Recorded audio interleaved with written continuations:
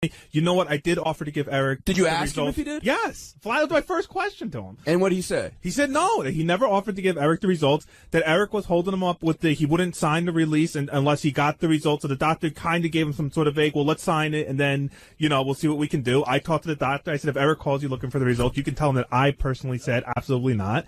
And then I got those voicemails this morning, and then this whole thing blew up. Someone's lying. Jan just seems very honest. He's not. I don't know. Hold on a second. Why is Jan so honest? What is it that you know about Jan? I'm not saying he isn't. I'm going on like there's some quality about him that seems a very honest person. My understanding is that when they were doing the whole thing with the passports, Jan was the one that was getting so upset about the. I'm just saying that. I mean, maybe Jan doesn't know the full story, but I believe Jan. If he says he witnessed the doctor saying, "Do you want the results?" I believe he's telling the truth. But you haven't spoken to the doctor yet. I have not. I'd like to hear the doctor. Is he calling in? He is.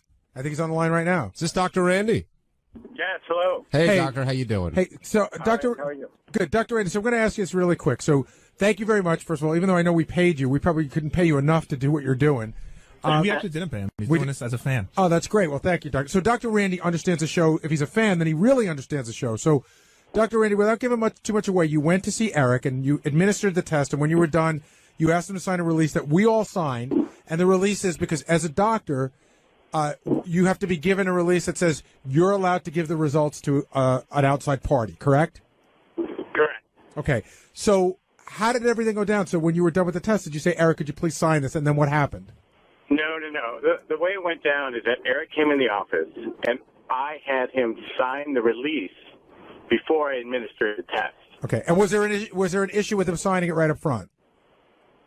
He was reluctant to sign the test up front based upon his concerns of what his score would be. So what I did at that point is I turned the test over, and on the back of the test, to have the range of scores where it's broken down into average, low average, high average, et cetera, et cetera. And I talked about a range with Eric as where do you expect to fall on this scale? And we talked about that range, and based upon what I knew of Eric at that time, his education, his background, his verbal capacity, I told him, this is where I expect you to land. But it doesn't mean that's where he landed. I don't want to know. I'm just saying you had an expectation before he took the test. Basically, you were trying to calm his fears.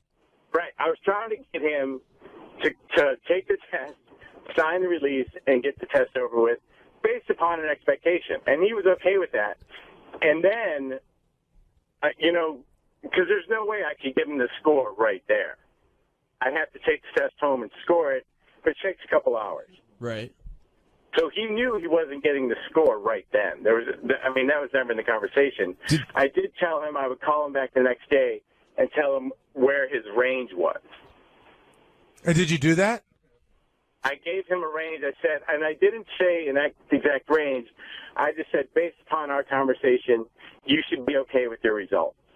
See, that's already too much information. I agree. I got him to sign the release. No, I got you. I'm not giving you a hard time, but I wish you hadn't even done that because because that wasn't the deal for him, and he's just a monstrous. Well, but do you agree now that Eric he did listen? Did he use the word range or score? It sounds like Jan was Jan. Do you know who Jan is, Dr. Randy? Jan was in the office. So Jan heard you say to him, "You'll call back with the range." Yeah. Okay. Well, so it sounds like you did do that. So then, what the hell is Eric complaining about? No. But what I'm saying is, Jan wasn't lying. Because Eric now has a range, but I'm sure he wants a specific score, and maybe he's inferring from what the doctor said that the doctor would have told him what the score was going to be. Look, I can't fault Jan for going off of what the doctor said. You're right, Benji. He did tell the truth, but it should have never. This conversation should have never happened right from the beginning. Eric should have walked in, signed the release, taken the test, and he knows that. And I don't. Anybody says that he doesn't understand anything else, he knows, he listened to the show, he knows what we were asking of him, yet something that 12 other people have done without incident with him. And this is what I really don't understand now, because now it sounds like the doctor gave Eric more information than anybody else had. And so then what is Eric still angry about today? Like you heard those voicemails he left and on the phone today? Like, where's the anger coming from? It sounds like he got what he wanted.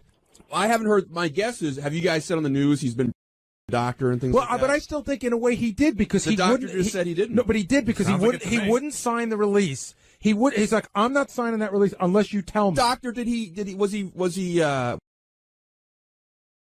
when he about the release, or did he have some hesitation? Yeah, he had a lot of hesitation. And my point was like, Eric, if I give you a score and then you sign the release, there's no way for you to come back to sign the release. Just sign the release now, and we'll go from there. And there was no inclination I was going to give him. So he was a little scared. He signed it. Benji, you're changing the story. The anger from Eric today wasn't over whether or not he the doctor. The anger from Eric was he wanted his and he was angry about that. That's where all his anger was coming from. And I still think he lied because he said, I never said, the doctor said he would give me the score. I never pressed him on it. But he did press him on it. It was the only way the doctor could get him signed the release was to give him something. Doctor, if you didn't point out... No, the doctor made the offer after he made the release. Hold on, Bench. Doctor, if you didn't point out the range to him as you did, do you think he would have signed the release and taken the test? I think eventually he probably would have, yes. But it was just a way of facilitating the process of getting it going. And based on what the doctor is saying, he already signed the release, and then Dr. Randy offered, hey, I'll call you up after I score this and give you the range without any of Eric pressing. Is that basically correct? That was how we got him to sign the release. Okay. That's right. Okay. Well, then in other words, he was negotiating. Okay, so is a big word. Negotiating, pestering, whatever you want to call it. Regardless, the crux of the argument is Eric is angry because he wants to score today. And I don't know why he expects it today. I don't know what any of us has ever said to him that would make him think he'd be getting his score today, or why he thinks he could be this angry about it. If I had it my way, I would take the score. You have it somewhere. I'd put it in an envelope. I'd FedEx it to him, and I'd. But wait a second. You're saying he's angry, but that is what the doctor Doctor never said he gave him a score. Well, the range, never heard. He probably misunderstood. And it sounded like the doctor gave him the range. Sure. So what is he angry about? Well, I don't know. Jason's right, because he doesn't have a score. That's what he's angry about. And he's cursing at me, and he's cursing at Gary and Howard, and my guess is the doctor, too. I don't know that that's what he was. I thought he was angry that what you guys were calling him. Ben, there's a lot you don't know. You didn't hear my voicemails. You didn't hear him screaming. And you didn't hear him on the air this morning screaming. Did. Wait, if I could interject. When I talked to him yesterday, I mean, he was frustrated he didn't get a score. I tried again, calming his fears. It's like, I wouldn't be upset with your obtained result. That's all I told. And maybe that is a bit too much. But yesterday when we hung up, he was okay. But he wasn't okay because after he hung up with you, he left Jason these two extraordinarily angry voicemails. And again, I'm telling you, how many people? Hold on, Doctor. There were 8 people in the first test. There's 7 or 8 people in this test. Nobody's an issue. No one. Except for this guy. Right. Well, I mean, I could give him a lot of other tests to give us a clear picture of really what's going on. But, there's more to it than just an IQ score. All right, so let's leave it at that. So Dr. Randy has told us, and I'm saying I retract my statement that Eric doctor, but I will say that Eric was a pain in the neck. He knows how it works, and the fact that we didn't spell it out for him note for note is because he listens to the show all day long. And is still threatening us, by the way. What do you mean threatening? He threatened to shove stuff up if I didn't give him a score. Oh, really? I shouldn't have done that. I'm on Eric's side on that one. Well, Dr. Randy, I didn't thanks. ask you to pick a side. Thanks for calling in and clarifying. Yeah, have a good day. All right, you too. All right, Dr. Randy giving us a bit of clarity on the issue. And, I don't know if we're going to hear from Eric on Monday because Howard said it's going to be an Eric the Midget free day. I like that. But he said he'll try to. Well, that's the question. Tony, you're on the wrap-up show. There is absolutely no way that Howard does an Eric free day, not with all his pending, and he's going to be thinking about it. He couldn't even do a really Eric free day the rest of today. He went and picked Jan up and talked about him for half an hour. There's absolutely no way he does it. Yeah, I don't even think he makes it past 9 o'clock. I think he picked up Jan because he felt he could have a more coherent conversation with Jan than anybody else. Jan at least will talk to you and not yell at you. You know what's interesting? So do you think, Jan has a very similar rhythm as Eric. I noticed that. Yeah. Similar rhythm. They use a lot of the same words, and I guess they're a match made in... Yeah. It sounds like they've been living together for 20 years. Like, they're high school friends. They're living in that house. I mean, Eric's in his mid-30s at this point. The guy must be around Eric every day for 20 years. And he had Eric's back. I think what's going to wind up happening is Johnny Prado's going to call. Prado's going to call first thing in the morning. He's going to get him thinking about it, talking about it, and then Eric's going to call all fired up, and he's going to pick him up. There's no way he goes all day without talking. Well, Tony, Eric is definitely going to be on the line. The question is, will Howard pick him up? And I don't know. Gary Howard seemed today about it. Yeah, but he might let the weekend go by, and he might soften up a little bit. All right. Thank you, Tony. Ryan in Columbus, you're on the wrap-up show. Yeah, Gary, I was wondering, why do you think Howard always gives Eric another chance? For instance, today he was, I'm done with you, I don't ever want to talk to you again. And by the end of the conversation, he's like, all right, well, we'll see how it goes after the results. Because Eric is entertaining to a large portion of the audience, and so we can't, completely get rid of him. And I also think that's always the most important thing for the show, but Eric is really inspirational to Howard, I think. What? I think that his resilient spirit is very inspirational to Howard. I'm not being sarcastic at all. I never got that out of Howard has said before on the air that he, really admires how full of life Eric is, and that he's sitting in that chair and he has all these feuds going on and angry, and he's doing webcam shows. Passion. See, what I love about Eric is, if Riley gets on there and he starts, oh, you guys aren't giving me enough money, no one really cares. They laugh it off. The show goes on. No one ever brings it up. Eric gets on there, and he starts, and it riles everybody up, which makes for great radio. Of course. That's why we love Eric on the show. Jeff riles people up, too, by the way. Yeah, a few people rile. You should listen to Will on the phone with him. Deal, or maybe a recurring character. What do you have in mind?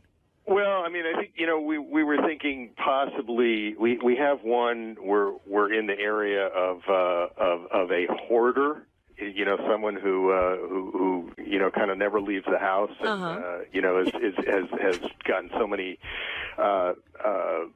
a collection of so much stuff they can barely get out of the house. We thought maybe there was something in there. So there's been some discussion about an Eric part based on what you heard here on the radio, and somebody collects Eric in this. That's possible. So Eric would play a hoarder. That is certainly one thing we discussed. Eric, are you open to playing a hoarder? That I would not mind doing. What if you're a hoarder who also has to kiss a guy? No. You would never do that. Mm-mm. Okay, we'll scratch that off. No. That'll get him out of the house. Robin Williams was in that fantastic movie. You know what I'm talking about, Robin? Robin Williams? Yes. Wasn't he in La Cage aux Folles? Yes. Oh, yes. I completely forgot about that. I mean, Robin Williams is not. He won an Academy Award. Absolutely. How is this guy an actor? Some of the parts that Eric, these people don't really come from the cream of society. Right. People who end up in witness protection. I mean, over the life of the show, there's been drug traffickers and diamond smugglers and counterfeiters and pot he doesn't even farmers. understand. But he doesn't understand that. Would he be a cross-dresser? Will you be a cross-dressing pot farmer? Eric? No. No. All right. And Howard, I do understand what the show's about. I've watched just about every episode. But how do you describe yourself as an actor if you don't understand that no one thinks you would be a real cross-dresser? Do you think those actors you're watching have actually committed their? I've seen John Malkovich play a man in a woman's outfit. He's like one of these psychopaths. Yeah, Tom Wilkinson. Absolutely. I don't understand how you're an actor. I mean, what actor says he won't play? He's almost. There's nothing Eric will play except a hero. We actually do have an area that we're talking about that does take place in the world of drag queens. Go ahead. Believe it or not. And what would Eric be required to do? Well, it's possible that he could be. We do have one of our WITSEC inspectors going undercover in a club, and he could be in that club. So Eric would be required to go undercover. Let's say he's on the show. He assists by going undercover. He's a federal agent. He's a federal agent? Right. Wow. That's I don't think that's what he had in mind. No. Eric goes undercover as. Is that what you're referring to? No, I think he would be like a club member, like he's one of the people who hangs out in this club. Oh, he agrees to wear like a wire or something? Yeah, well, or that's a possibility. The Wire, or he could just be actually in the club, part of that scene. They could maybe interview him, ask him a question or two. Right. In other words, he might even that they're looking for. Right. Like in other words, Mary or somebody walks in and goes, "Hey, what do you know about this?" And right. Eric, Exactly. I see. An informant of very good. Eric, would you play that? No. Oh. Wow. Okay. Well, I mean, you ever hear of it? Here's a chance to go on. This is an actor, and he a wonders hit why show. you haven't gotten him more roles. He says no to most things. John, what are you in your 5th season on this show? Yep, we will beginning season 5. Yes. Yeah. Here is a hit show. Stars beautiful Mary McCormick, who Yes. played my wife in the movie. I mean, he won't play a cross-dresser. Why won't you, Eric? How could you be an actor and not play a cross-dresser? People would give their left arm who are actors to do that. Why do you have the luxury of turning down every role when most actors have to take whatever there is? Right. Just don't feel like playing someone like that. Mm-hmm. Then you're not an actor. Do you understand that? You can't pick and choose. I feel that as an actor, if you take a role that you don't like, you're not going to perform well. And if you take a role you do like, you're going to give it all you got and do a good performance. Would you play a white supremacist? I don't know how that would work. I mean, a little person in a wheelchair before. That's what makes you unique. Right. What a great, Nobody what a suspected. plot line. What, you think little people don't people? Hey, Eric, can I ask you a question? Considering all the things you said no to, what was it about the role that allowed your head to explode that you liked? Well, that was kind of hit on me after I accepted it. I couldn't really back out. Oh. So you would have turned that down? They came up with that after I had said yes. Right, but I'm saying if you would have known in advance that your head was going to explode, would you have turned it down? I don't know if I would or not. How about, would you play a guy who lives in a cuckoo clock? I'm serious. I don't see how that could even fit into that show. Right. Well, Con John, man? would you play a con man? Someone who rips people off? Yeah, I would go for that. No. John, do you see him with many lines or just like one or two? I don't think he can handle more than two. Yeah, I think we were in the neighborhood of 2 lines. I handled more than 2 in the show Fringe. Ideally, how many lines, Eric, would you feel comfortable with? Yeah, weren't you complaining that you had too many lines? And Yeah, too much, we don't want to overwork you. Yeah. Well, to me, that was pretty much because that was my second acting gig. I didn't have much experience doing that, and I didn't know if I could handle a whole long bit of dialogue. All right. So you're ready to do this. Do you really think I should help you with this, Eric? The way you talk about me and the way you boycott the show, do you think I should help you with this? Tell me why I should. Well, it would be nice. It would help your karma go in reverse. It would help my karma. My karma's shot. Well, it may help to turn it around. Would you ever go undercover on the show as a Thanksgiving turkey? Would you do that? No. No. All right. So, listen, John, you're a nice guy. John Strauss, executive producer of In Plain Sight. The guy's a super talented guy. Do you know he wrote the movie Something About Mary? Really? That's One correct. of my favorites. And you also wrote the incredibly huge phenomenon, which is the Santa Claus movies for Tim Allen. Is that correct? That is correct. There's a guy, Eric. So this is a very talented man, Eric. Right. You going to go on the set and act professionally, or are you going to moan about everything? I acted professionally on the 2 sets that I've been on so far. Yeah. And John, you have something in mind for him. Yeah, we have a few different things. I really just wanted to, to see what kind of latitude we have, and not much. Now you know. Yeah, a little on the narrow side. Why don't you write apart from a man who thinks he's an Ewok from the Star Wars movies? Eric, are you good with that? Would you play a guy who believes he's an Ewok? I guess I'd go with that. Okay. You have to get into the costume. You would dress up as an Ewok? Well, those Ewok costumes, no one sees who's in them because they Right. That's correct. cover the face and everything. That's right. You would be an Ewok, but it would be you inside there pretending that you're an Ewok.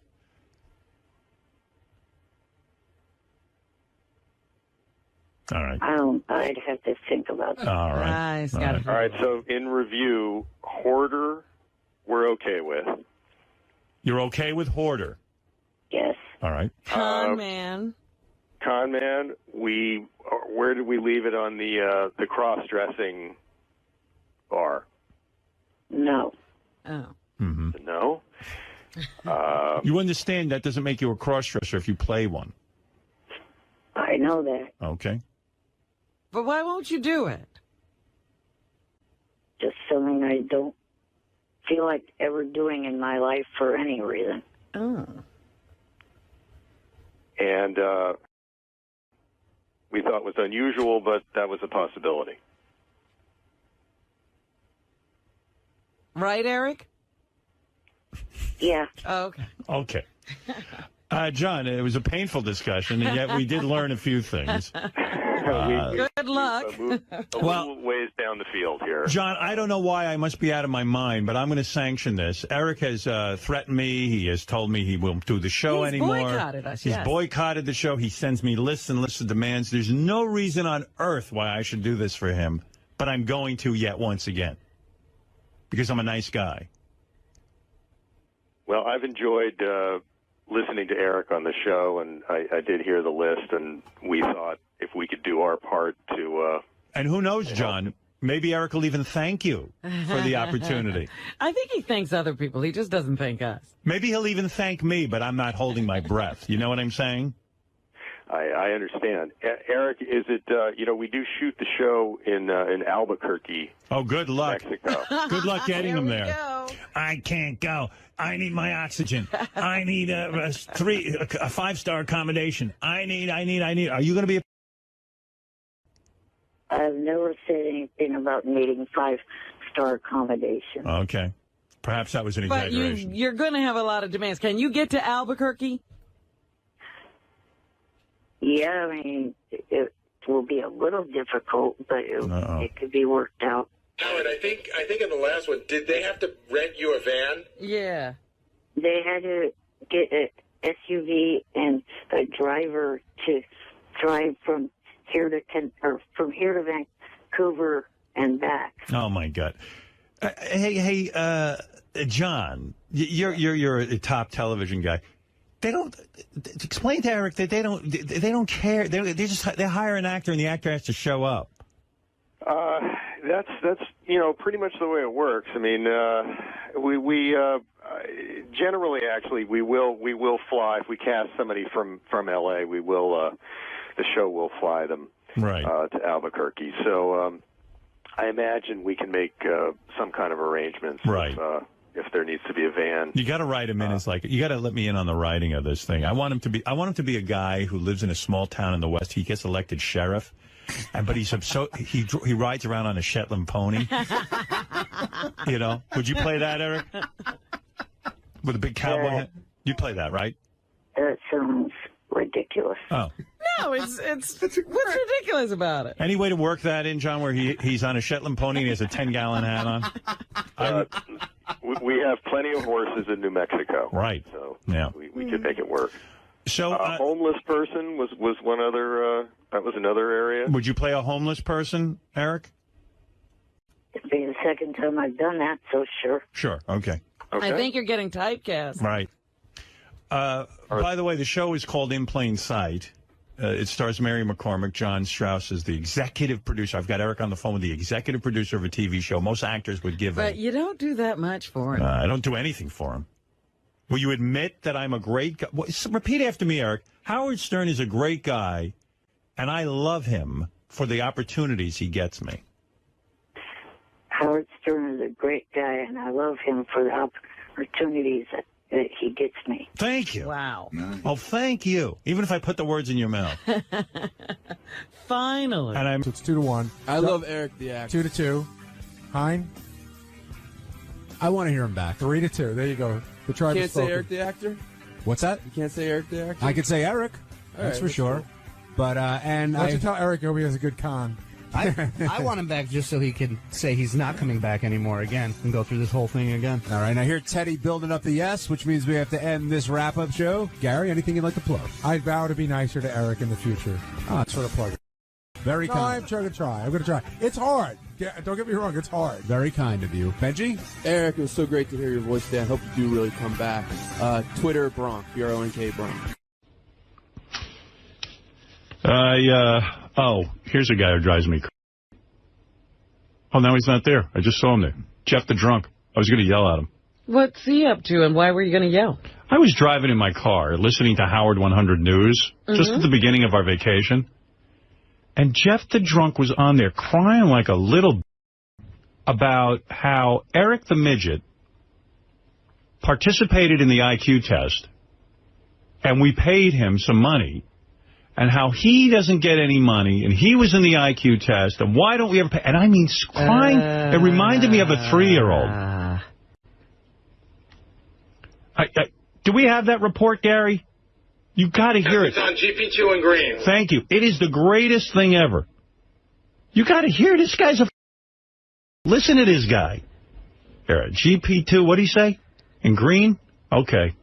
Here you go. Listen to this report. It's the greatest report ever. God bless Shuli and Jeff the drunk. Listen to this thing. Oh, product placement. Jeffrey, Yeah, what? I want to talk to you. What's with the attitude? Yeah, what? What do you want? Someone is not a happy camper, and that someone is Jeff the Drunk Kuro. His IQ score was bested by his mortal enemy, Eric the Midget. And apparently, that's just the tip of the Kuro iceberg. Yeah, I'm not happy about it. Howard 100 News. What a man-child. That's him. Dude, you are the ultimate douchebag. I mean, that's just shameful. You don't see any difference between you and Eric. I don't mean... You guys don't see that? I don't mean the difference between him and Eric. I mean, everything he's complaining that isn't done for him is exactly what we do for him. We don't give you money? Did I hear you say that? Yeah. How much money do you... I'm gonna. You know what? I ought to stick you in the head. How much money do you think we've given you since we've known you? Do you have any idea? And I'm not talking about all the gigs we get you, in the comedy gigs and going But out. just giving him money. The number you're talking about is only since Sirius. I don't know how much we've given him since we've known him. Right. Okay, since Sirius, how much money have we given you? Do you know? I don't have a calculator. Well, I'll tell you, I calculated. But he said we don't give him any money. $3,450. How much money have we given Eric since Sirius started? Do you know that answer? No. $1,533. Us off for more than double him. And you're on there crying like a little bitch how you don't get anything. I don't see if Eric gets something, how it has anything to do with you. But by the same token, Eric is smarter. Right. And he Yeah, will right. ask for it.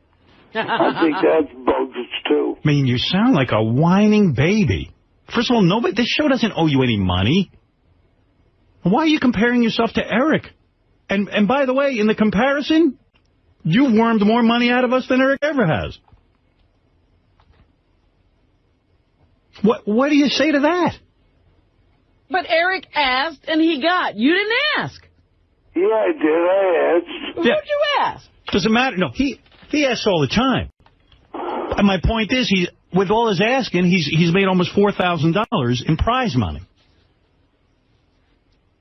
Eric hasn't made half of that. I meant for the IQ test. Eric actually asked. Eric actually asked at the end, and I said no, and he participated anyway, and because he did, I gave him some money. But so what? But he brought up the money. Jeff didn't. What's that got to do with how much money you've gotten versus him? Shame on you. But to say you've never gotten anything is ridiculous. I never said I never got I mean, yeah, Eric got money for taking the IQ test because I thought he was being gracious at the end, and I rewarded him. He demanded money. That's right, he did. But what's that got to do with you and how much money you get? You're silly. That was a world-class tantrum if I've ever heard one. Yeah. When you hear that, what does it make you think? Yep, I'm ungrateful, right? Yep. No, I mean, do you really listen to that and get embarrassed for yourself?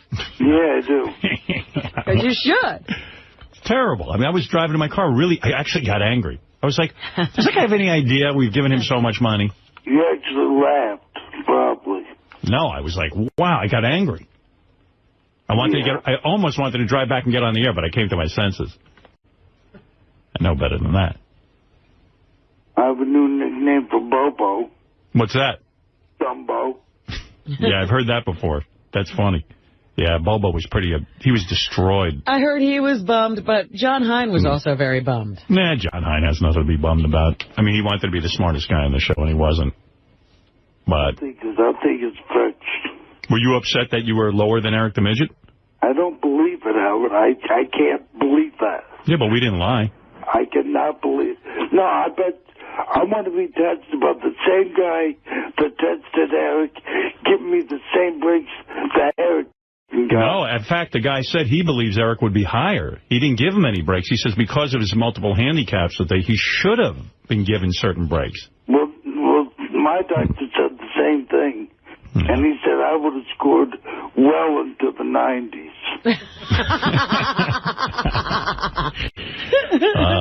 I guess you're just going to have to live with the result. Hey, Bobo. Hey, how you doing, Howard? First of all, Jeff, I didn't want to hang up on Jeff. Can you get Jeff back on? I locked him in, and it didn't stay locked. Hold on, Bobo. Hey, and Howard. Yeah. Well, I have you on the line. The IQ betting, Part 2 is not up there. And I've been talking to Doug about this. Somehow Cablevision or someone screwed up, and it's like a cliffhanger. A lot of my friends said, well, we don't know who wins.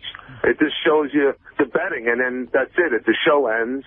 Is that right? Part 2, yeah. Hey, guys, you know that Part 2 of the IQ test isn't up on Howard TV? Yeah, I think it's just a Cablevision issue. We're looking into it. Oh, it's specific to Cablevision. Correct. All right. I would think that Bobo wouldn't want it to air. No, Bobo's proud of it. No, it's not me. It's all my friends. Oh. Yeah, it's not Bobo. Not me. It's Bobo's friends. He's bringing it up, though. He must want to see it.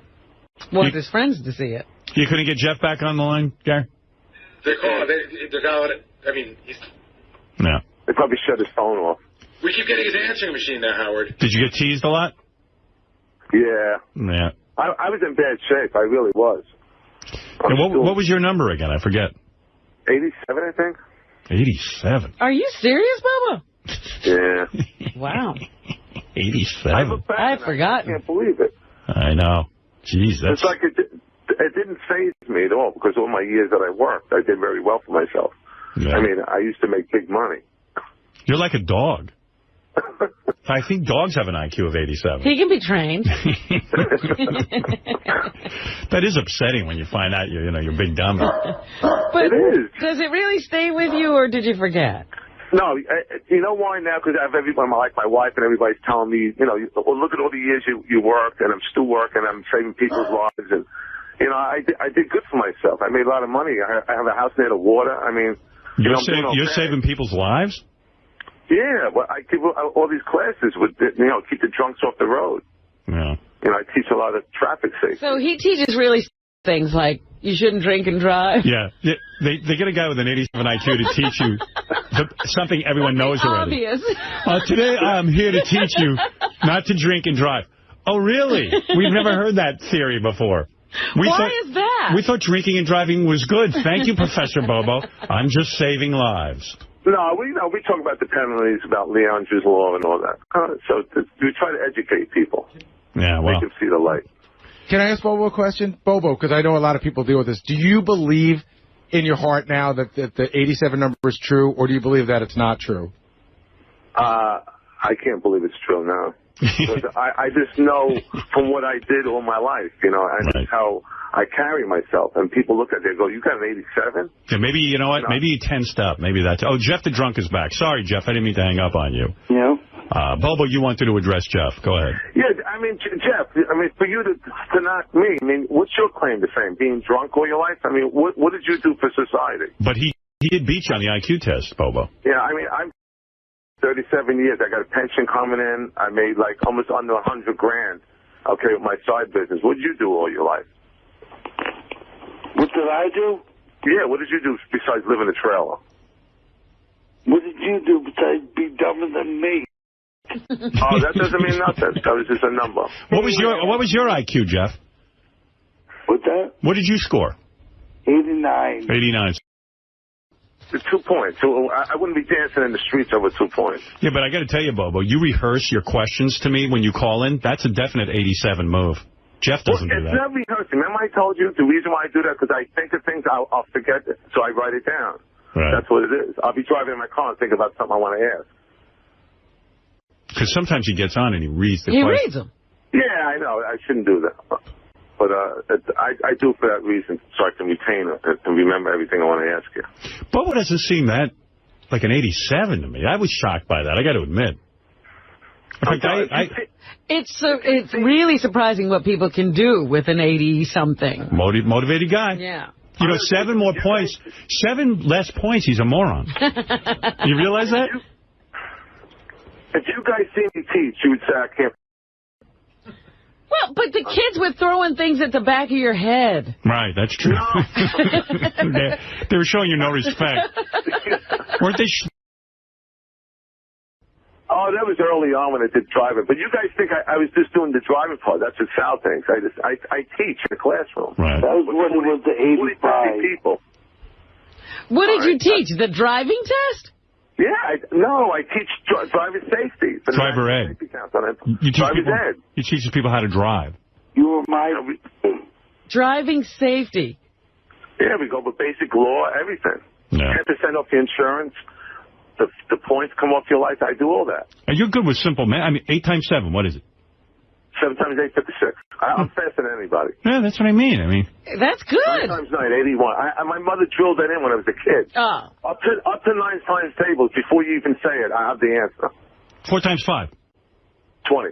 Look at this guy. It's on fire. They drilled it into him like hair plugs. Yeah, it's just certain stupid stuff I retain, you know? 13 plus 38. Quick.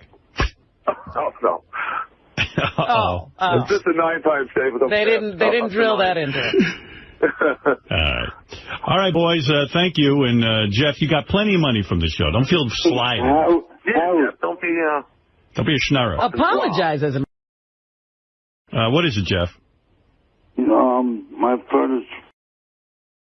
I won both my bets. All right, shut up. Ed, I told you John's not that smart. Oh, he's smarter than you. Well, yeah, but he can retain a lot of information. I just can't retain a lot of information. Oh, 121 is a nice score. It's nice, but it's not. It's not what John thinks he is. 120 plus puts you in a different category. Yeah. One that you're not in. Let's get our final results. Yes, Jeff the Drunk. I'm going to jump off the... Eric the actor. The midget. We promised him we're not doing that. Stop it. Actor. I hung up on him, Eric the actor. Thank you. Yeah. All right, here we go. All right. The guy's completely irate. Eric, I liked how you came through on this one. Bobo's livid. What's going on over there? I'm in bad shape. Yeah. Bobo, so what? I'm so bummed. Now you're retired. Who cares? Hey, I think people at your level enjoy life a lot more, Bobo. That's right. You don't have to worry about that. I look at him now and I see an overachiever.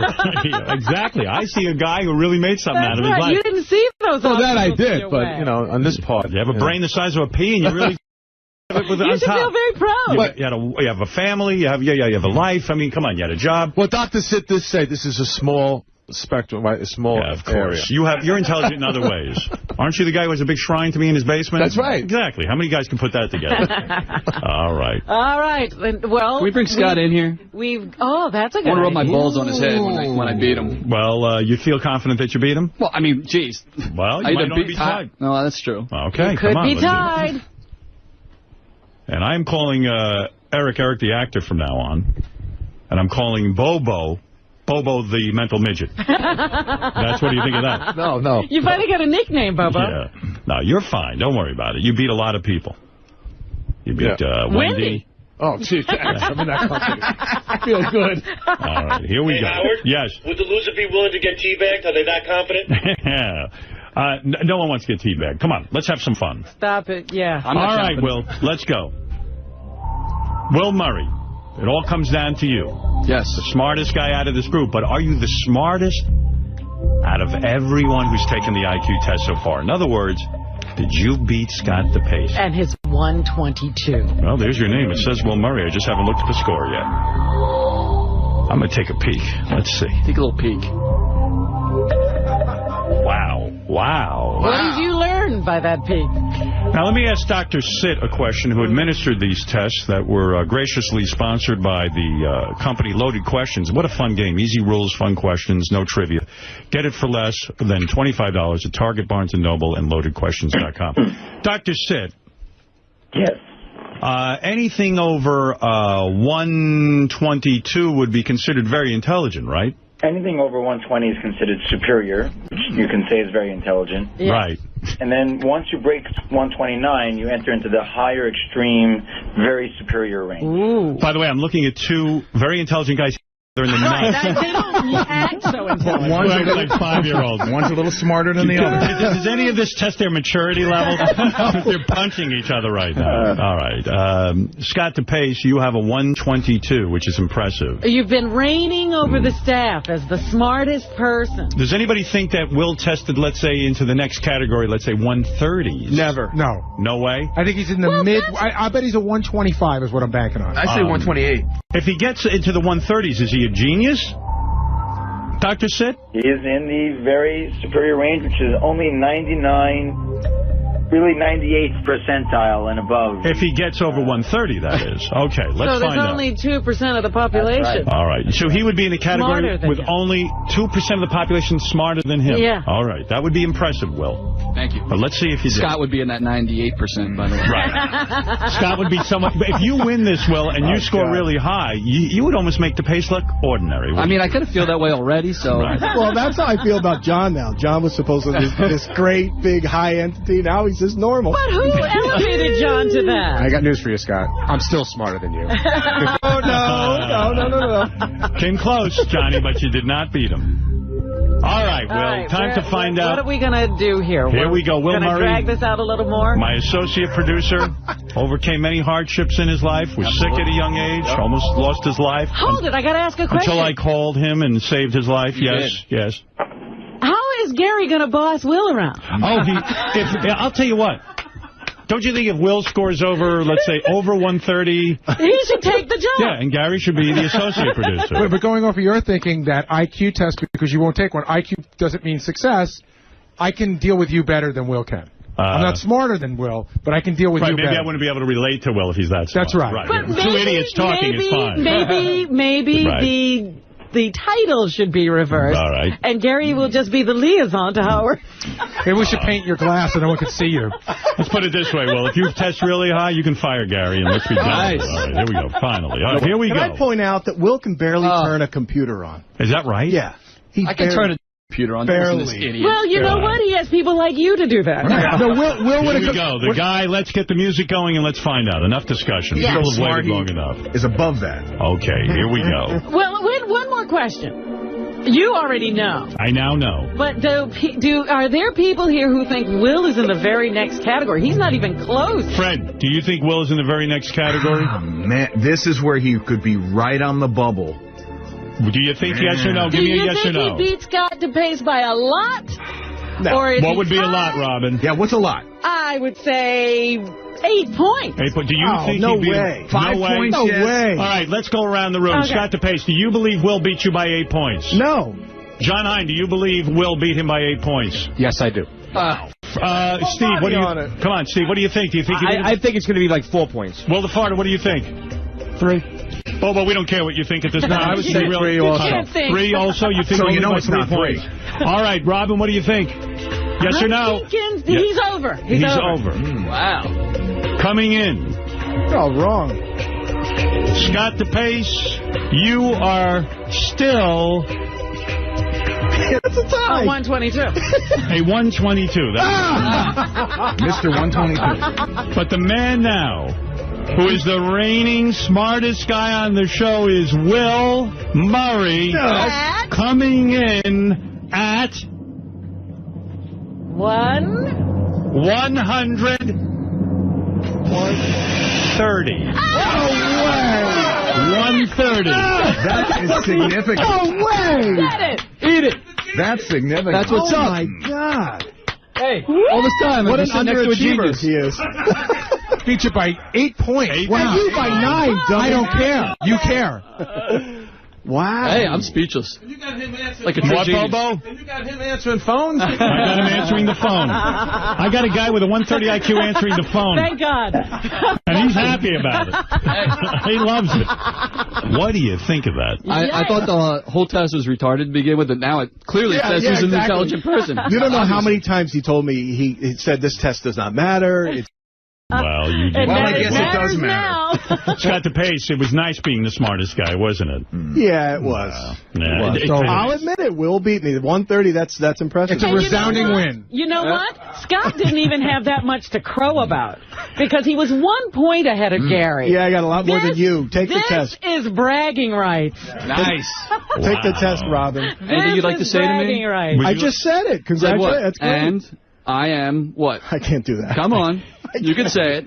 No, I can't. I'm a better golfer than you are. I can't say it. Will Murray, congratulations. Thank you very much. An impressive showing. Jeez. I would like to thank, first of all, Dr. David Sid. I would also like to thank, I don't know the doctor's name who did Eric the actor. Randy. Randy. I would like to thank Randy. Eric, Dr. Randy. Eric, I am very proud of you for participating and glad you did. And look how well you did. Eric. Are you pleased, Eric? Yeah, I mean, I wish it could have been in the hundreds. Right. Well, listen, think how Bobo feels. What is it, Bobo? Do you have anything in the prize closet? Sorry. What is that? Do you have anything in the prize closet to take away this humiliation? Bobo, even a prize won't take away that humiliation. You might as well not waste your time. You can't wash that away. You can't wash that. You did fine. You'll be all right. We should thank our sponsor one more time. I certainly want to. I want to thank IQ test results, of course, sponsored by Loaded Questions, easy rules, fun questions, no trivia. Get it for less than $25 at Target, Barnes & Noble, and LoadedQuestions.com. Ganji, surprisingly absent, ran right out. Couldn't take it. Well, he's directing for me. I think the most bummed person is John Hine. John Hine's taking it hard. I see him over there. He wanted to win. He wanted to be certainly smarter than Scott DePace. He's just average. Of course I wanted to do the best, but Right. I've said, and Will will attest to this, I've said all along, I didn't think I did that well, and I thought Will would do great, and he did. Thank you for taking the test. I thought it was a lot of fun. All you guys are very brave. Bobo, They Steve are. Grillo. Grillo, you got a little plug for yourself? Yeah, I got. I made Top Shelf Liquor T-shirts. Benji got them on. Someguyt-shirt.com, and I'm working at Artichoke Pizza on 14th Street. Well, for a guy with your IQ, that's a very good job. And also, I finished my my TV pilot. We're shopping at the networks right now. All right. Very good. He's got his sizzle reel. I got and a Bobo sizzle did reel. so poorly that he believes your TV show's going to end up on the air. Yeah, go on to www.empiresafetycouncil.com and take my course down. All right, What? Bobo. You can take his course. Oh. You know, who knows? Yeah, but the T-shirts are available on that website. You can buy them there. I understand. We got it, Grillo. Will the Farter, I'm going to ask you to hang around because you're going to delight us after the commercials with a beautiful holiday farting and queefing. Who did you bring with us to queef with you? Vivian Von Queef. Vivian Von Queef is with you, and you are going to do a holiday song for us next, and I'm excited. You're going to fart and do what you do, but you're a genius of that, and you have nothing to be Forget ashamed that of. intelligent stuff. That's right. It's not for you. You are bummed about it? Absolutely. Don't be bummed. I mean, you've got that ability to fart. You're going to go far in this world. You were in the movie 3D. I mean, what do you have to complain about? Yeah. You got anything you want to plug? Save Your System. Yeah, you don't sound too happy about that. Save your system. I'll plug it after that. All right, plug it in. You regroup and do what you're best at and then get the plug in. That's the best time to give it. Scott DePace, what do you want to plug? Nothing. My hair. Plug his head. Plug his head? Oh, you mean hair plug? Oh, all right. Well, fair enough. Will, you're so smart. What are you thinking about right now? What intelligent thing are you thinking about? My mind's blank. Is it? Like a true 130. No, I don't know, man. I don't know how realistic this Only 2% of the world is smarter than I don't you. believe that. I honestly believe.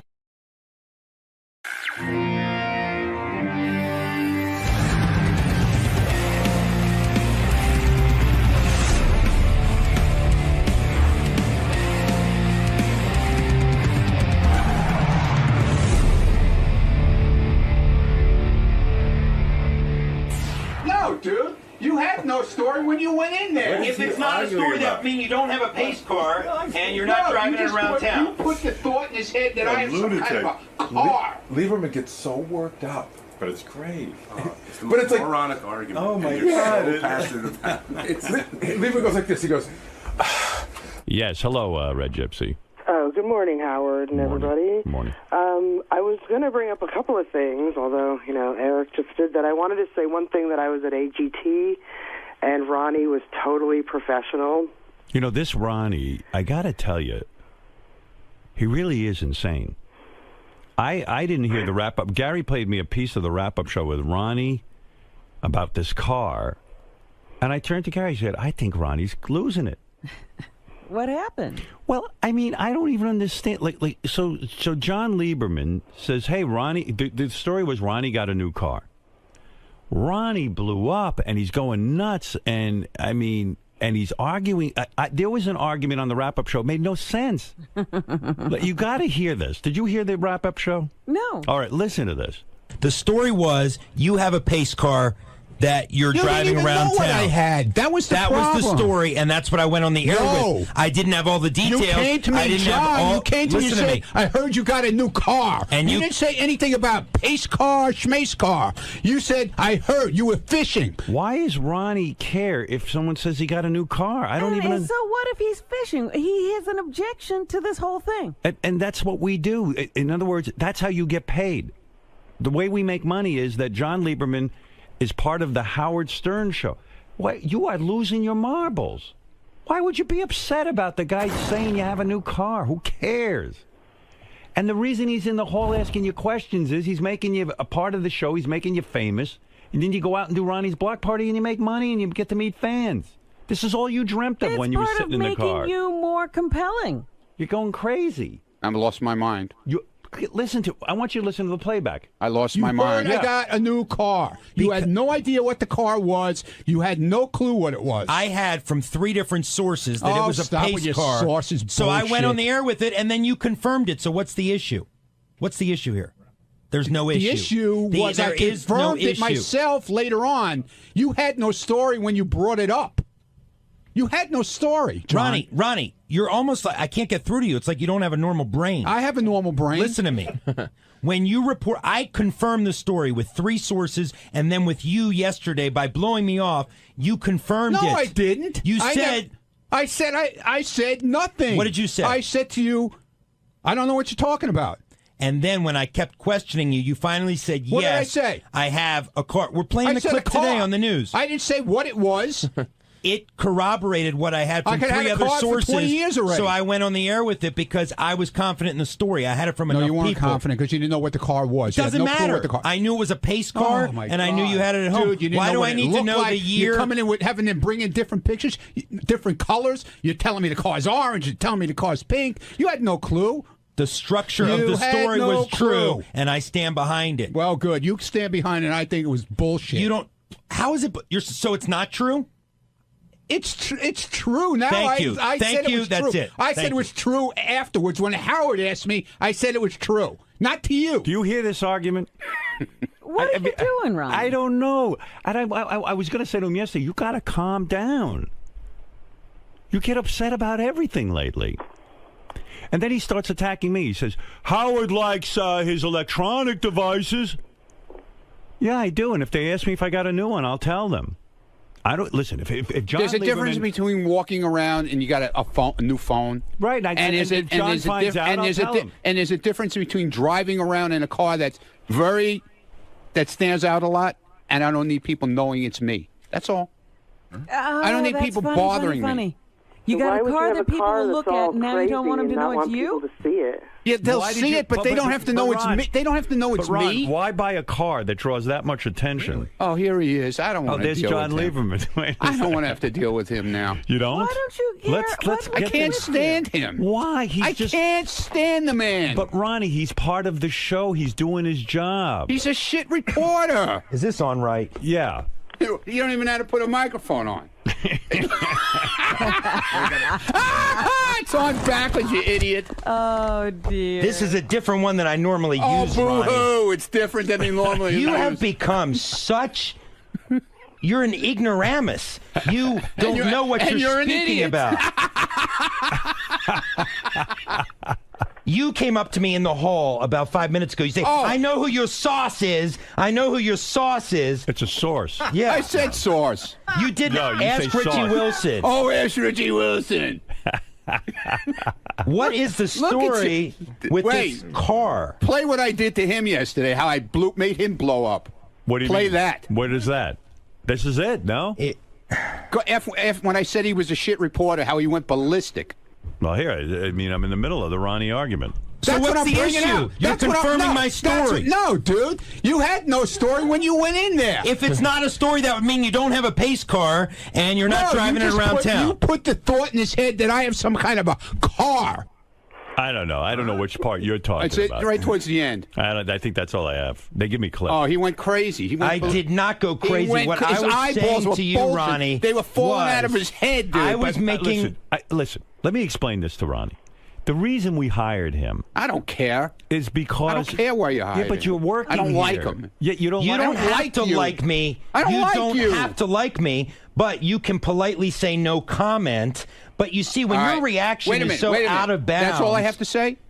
Sure, you can No say comment no comment on any story you come to me with. You from know now what? on. I just don't I don't understand. like you. So if it's about Ronnie's block party, Send Lisa. promoting... Send Lisa to me. I love Fine, Lisa. I will send Lisa. Fine, no more block party stories. Okay. And you know what is out of bounds? I've never What? attacked you in terms of your security I job. was just fucking with you I like have everybody never- fucks with me. I have never Hey, personally attacked sorry, you. You're and work then on the May I Stern Show. please You finish? work on the Stern Show. Take your fucking medicine like I do. Are you kidding me, Mr. Hypocrite?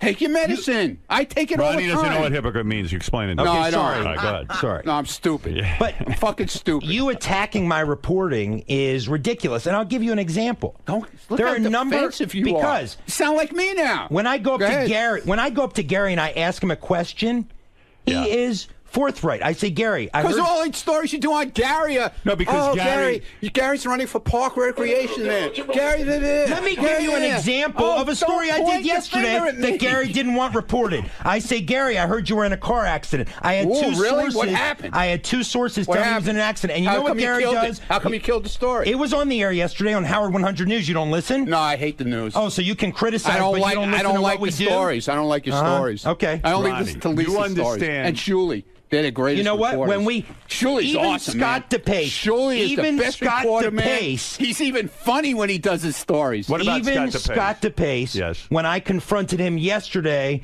about some allegations that I've been I know hearing. what you're talking about. There was this TV camera was supposed to be covering him. He was having a meltdown about something, and he had the cameras turned off. He's instructed people not to shoot his picture. There are a lot of things. I got word about. Don't this, shoot and him when he's leaning back in his chair either. And I will take this up Don't with do that. Scott off the air. Hey, bring it up because, dude, there's no truth to that. Let's go. Howard. Well, here are what my sources say. My sources. Here he goes again. I have multiple sources. Oh, I know around you here, do, man. and I protect them. That's Yeah, why I you get pay these him, stories. probably. Yeah, you I fucking pay them. Little informants. Little Yeah, because I'm not spending my little money on pace jackasses cars. that you fucking run around chasing after. Howard, what'd you here's find what's out going today? on. You Can I say little something? fucking spies. But can I say something to Ronnie? If you don't want to be noticed in your car, don't buy a pace car with writing all It's over a collector's car, okay? Yeah, but if you don't Leave want me to be alone. noticed, why? I don't bother you with what you do. Why do you There are have a lot of to other bother me cars what you I can do? collect. Why does that bother you so No, much? I'm saying the logic there that you don't want to be There's on the guys news. with 50 cars in their garage that collect cars. No, but I have one. I have no It's problem. a crime. I know. But you I'm see, you don't want to sorry. ask John asking about your car because you don't want to be noticed. That's a car that you get noticed in. I'm sorry. I mean, you're going to be noticed in Dude, that if car. they don't see me and they don't know it's How are me. they not going to see you? There's glass in the fucking car. They can look in and see the glass you. is tinted, okay? Just like when you get in a car. It's not the glass, that tinted. Oh, They it can is. see through the No, front. it, Is it legal? Oh, Jesus, here we go. What is that, Scott? It's a convertible. Oh, Gary. Yeah, okay. Do I have to put the top down, Gary? Do I have to? But you will. Do I have to put the top down? You don't care if people see you in that. Oh, stop it now. You're Stop looking it. for attention. That's why you No. get a car like that. Oh, please. Hey, why have a convertible if you're not going to put the top down? Right. Yeah. Okay. Yeah. Here we go. Here we I had to go. get rid of Here my, we go. my. I had a convertible once. I put the top down. A guy jumped in the car with me, and I said, perhaps I shouldn't have a convertible. But I said to myself, it's silly to have a convertible if I can't put the fucking top down. So you got rid of it. Of course. Now he's saying he wants a car that gets attention, but he doesn't want the attention. Yeah, he didn't want attention. You better do a follow-up story on Yeah. that. Oh, we already got it. He already said that he'll refuse to tweet out any photos of the car. Right. And he wants to know who my source is so that he I know can, who your source You is. absolutely Who do is it? not. I ain't telling. Who? I know Why who are it you is. not I know telling? who it is. Three. Name I them. know who they are. Name the three. I know exactly Name who them. they are. Name one of the three. I know one of them for sure. Who is it? I'm not telling you. Why? I'm not going to rat your rats out. I won't rat. What? Why won't you? I'm not going to rat your rats out. Who do you think You is got so- rats all over the place. Yes, yeah, I know do. you do. Yes, I do. I know you and do. they're What- watching you. Yeah, good. Let them watch me. Who gives a shit? Let them watch me. Nah, you give a shit. Look at you. I'm just looking at you. I'm I looking can't at believe you. I'm seeing a grown man upset over a pace car that got out on the air. I don't like you. I told you that. I told you that in the hallway. And I told you you do I not have to don't like me. you. You don't have to like me, but you can say no comment. No I've had comment. many other people not like me. No comment, and I don't like Isn't it you. okay to rat a rat out though? No.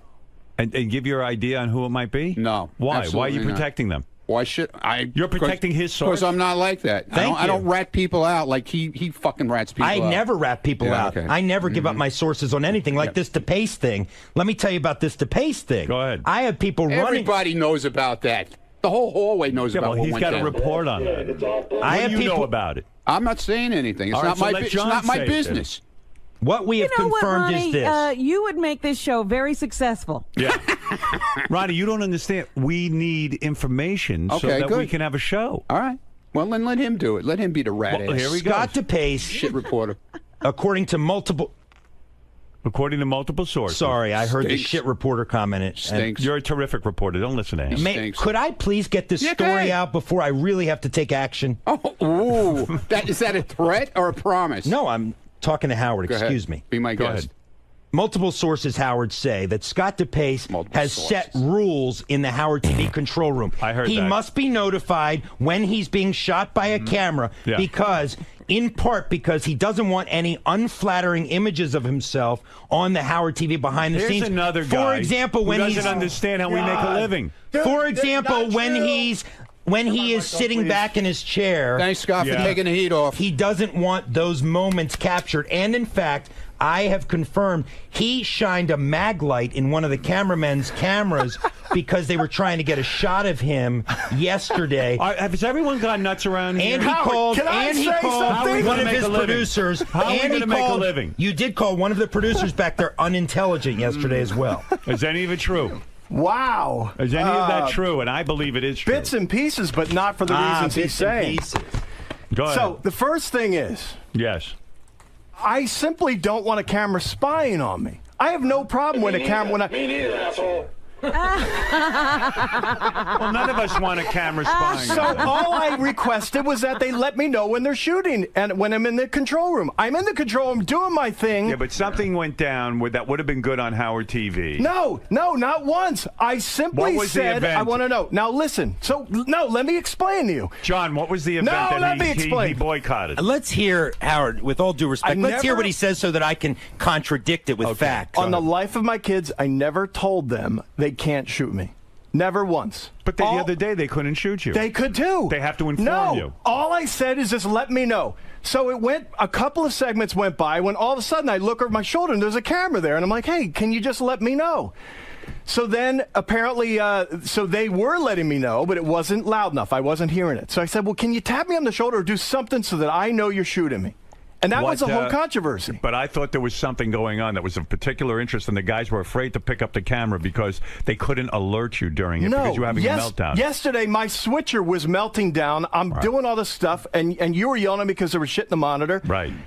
Rightfully. Was that the incident? No, there was another incident as well. During when tell Lee to get in here. When Kelsey, the woman with the large breasts, came in, and there was the jumping jacks incident back in Howard TV. Right. My sources tell me that Scott told them not to shoot it, and in fact yelled at Greg Carmel, the cameraman, for documenting the event when he was just doing his job. That's a lie. That's libel. I'd like then to let's take get that them person in to court. Then let's get them in Whoever here. That person is. I have that was a flat-out lie. The only reason I did it was because there was a camera. Are there. you censoring what is being shot of yourself? Never once. No.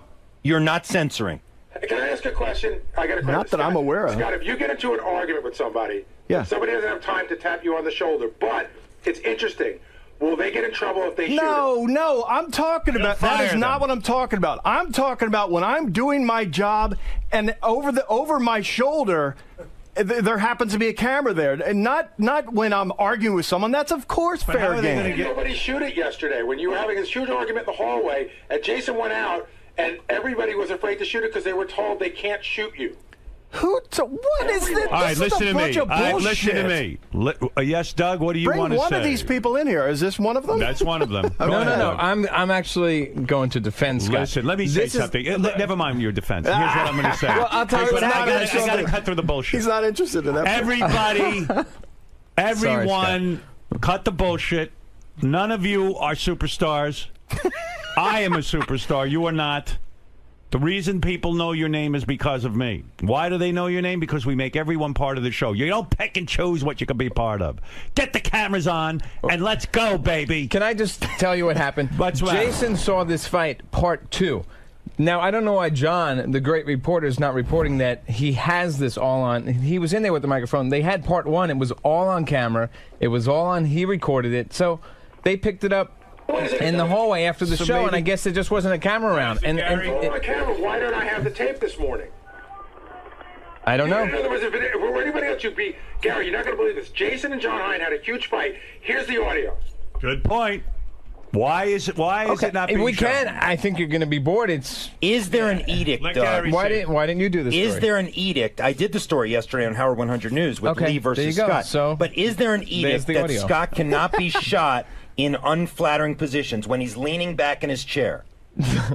No. Well, I don't think I want to be shown that way, and if I knew a camera was on me, I probably would straighten up. Of course, I'm not an idiot. And that's the point here. The point, what Gary is saying is, cameras can shoot Gary ad nauseum, but you are putting rules on what cameras can show. Well, if that's true, then tell Gary to turn that camera on 24/7. I want to see what he's doing in his office.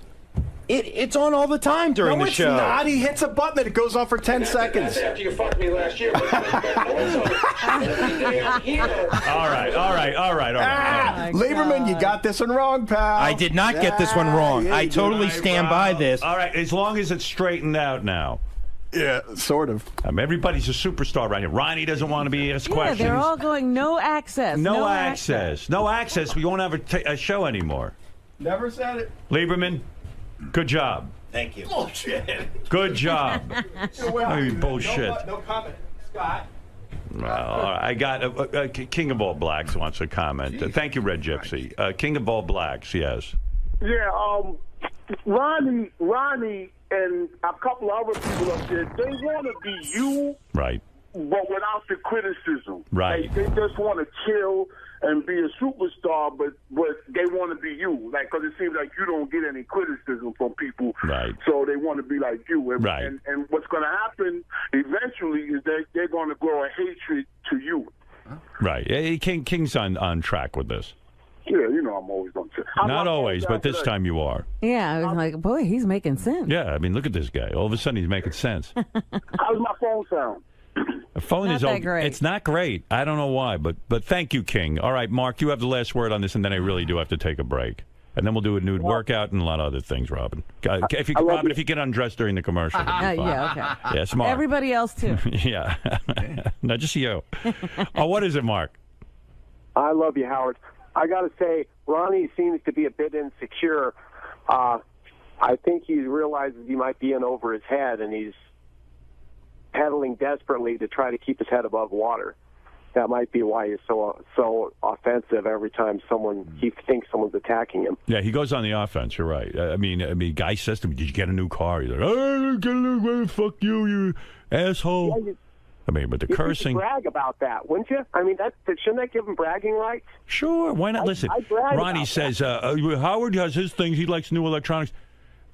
If Lieber says you got a new phone, yeah, I got a new phone. Hey, Howard? And he talks about it. I can almost understand why DePace would be kind of ticked off. He just doesn't, he doesn't want unflattering pictures of himself taken. I don't think that's right that he makes that edict, but that's his edict. Yeah, he certainly takes unflattering pictures of us. I don't understand the Ronnie thing even for a second. Yeah, no. I mean, Ronnie wants to be a judge on the intern beauty pageant. Ronnie wants to come in here and help out with Kelsey and the bathing suits. But the other part of that is also allowing yourself to be exposed in other ways. Absolutely. I don't get it.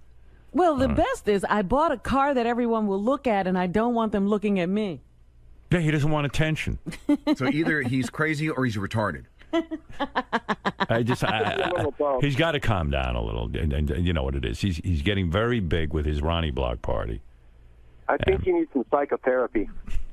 That's the problem. You're getting a little. You got the Ronnie Block party. Right, Fred. What? I'm crazy. I told you that. I'm just really trying to understand this, Ronnie. I don't understand the venom towards Lieberman. I mean, Lieberman's just doing his Lieberman. job. Why? He's a shyster reporter. I don't like him. He's a what? Shyster. A shyster. A shyster's I don't like lawyer. him. You know what a shyster is? Yeah, I know what a shyster. What is a shyster? Never mind. All right, that's right. I don't know. Whatever. Listen. But you're funny too. Calm down. No, I don't. What am I doing? I'm not doing anything. That's right. You do nothing. I'm not doing. So be happy. You got to go. Yeah, here we go. Well, I just agreed with you. Here we go.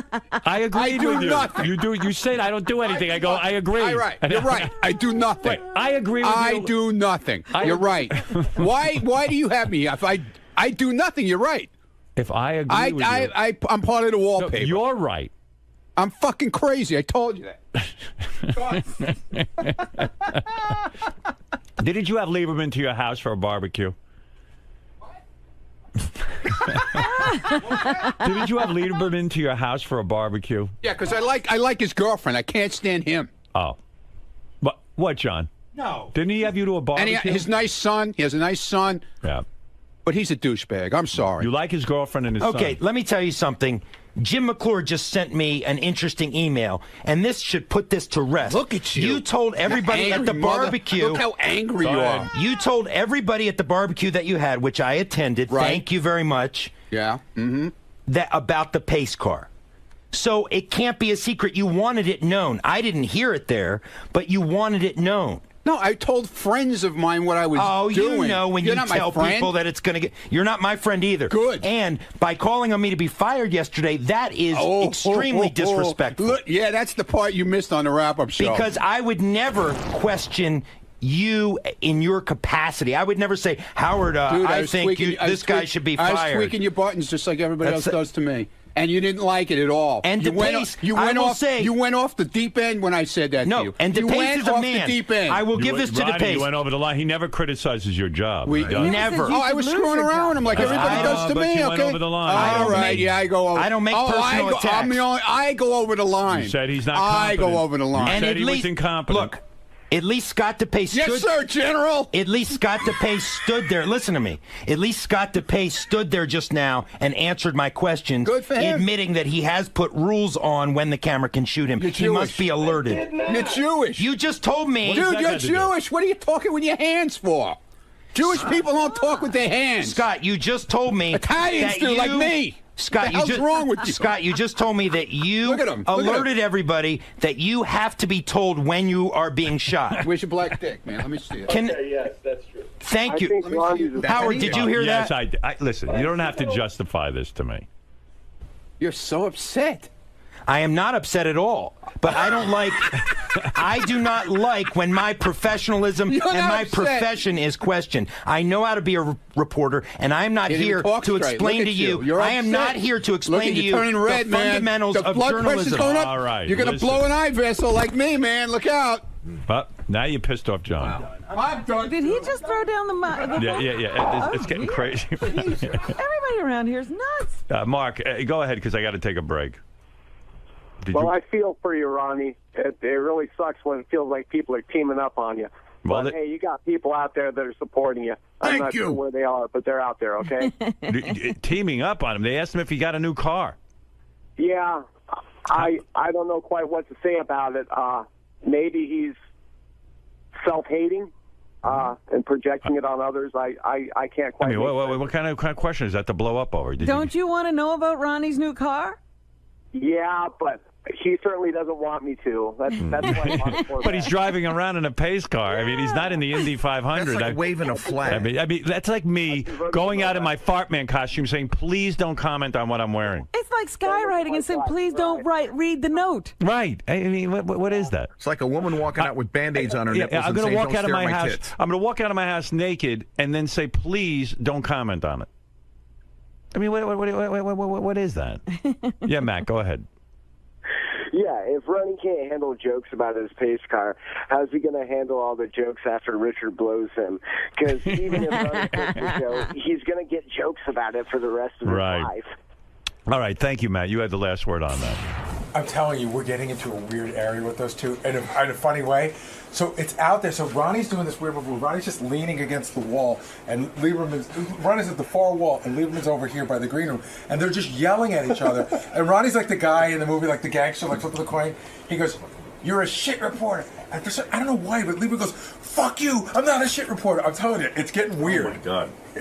Do they know that? It's completely repetitive, by the way. Like you could go out there in an hour, and the conversation will have not changed at all. Started up again. It's like that Star Trek. But Ronnie has figured. But here's the funny thing. Ronnie has figured out if he calls him a shit reporter, it gets under his skin. Right. But Ronnie can't. We talked about this on Rapid News. Ronnie doesn't understand how you rile him up to get under his skin. He doesn't. No, he doesn't like me. I go, but you don't really not like Lieberman. You're just fucking with him. He goes, I know. It's very interesting. John, why did you finally crack with this Ronnie nonsense? What pushed you over the edge today? Calling me a shit reporter. I only speak the truth.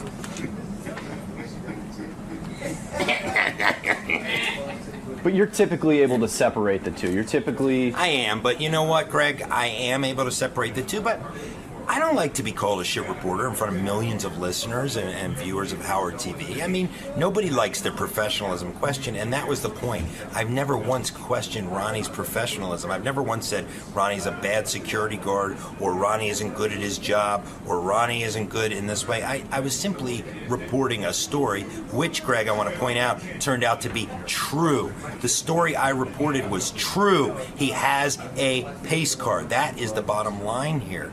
And Ronnie trying to tell me how to be a reporter is completely and utterly ridiculous. And then suggesting that I should be fired goes too far. It just goes too far.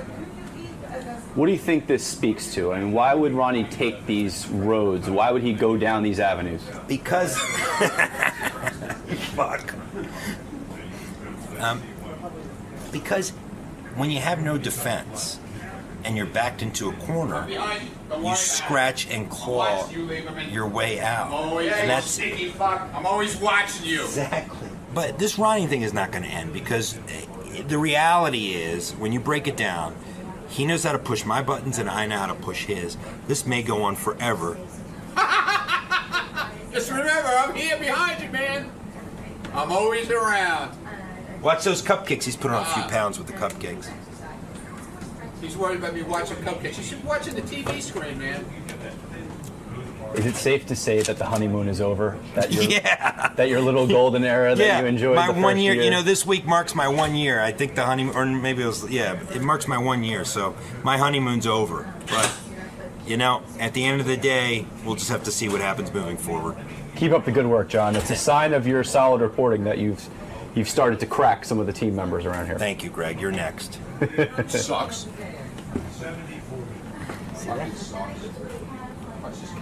Ronnie. Yeah.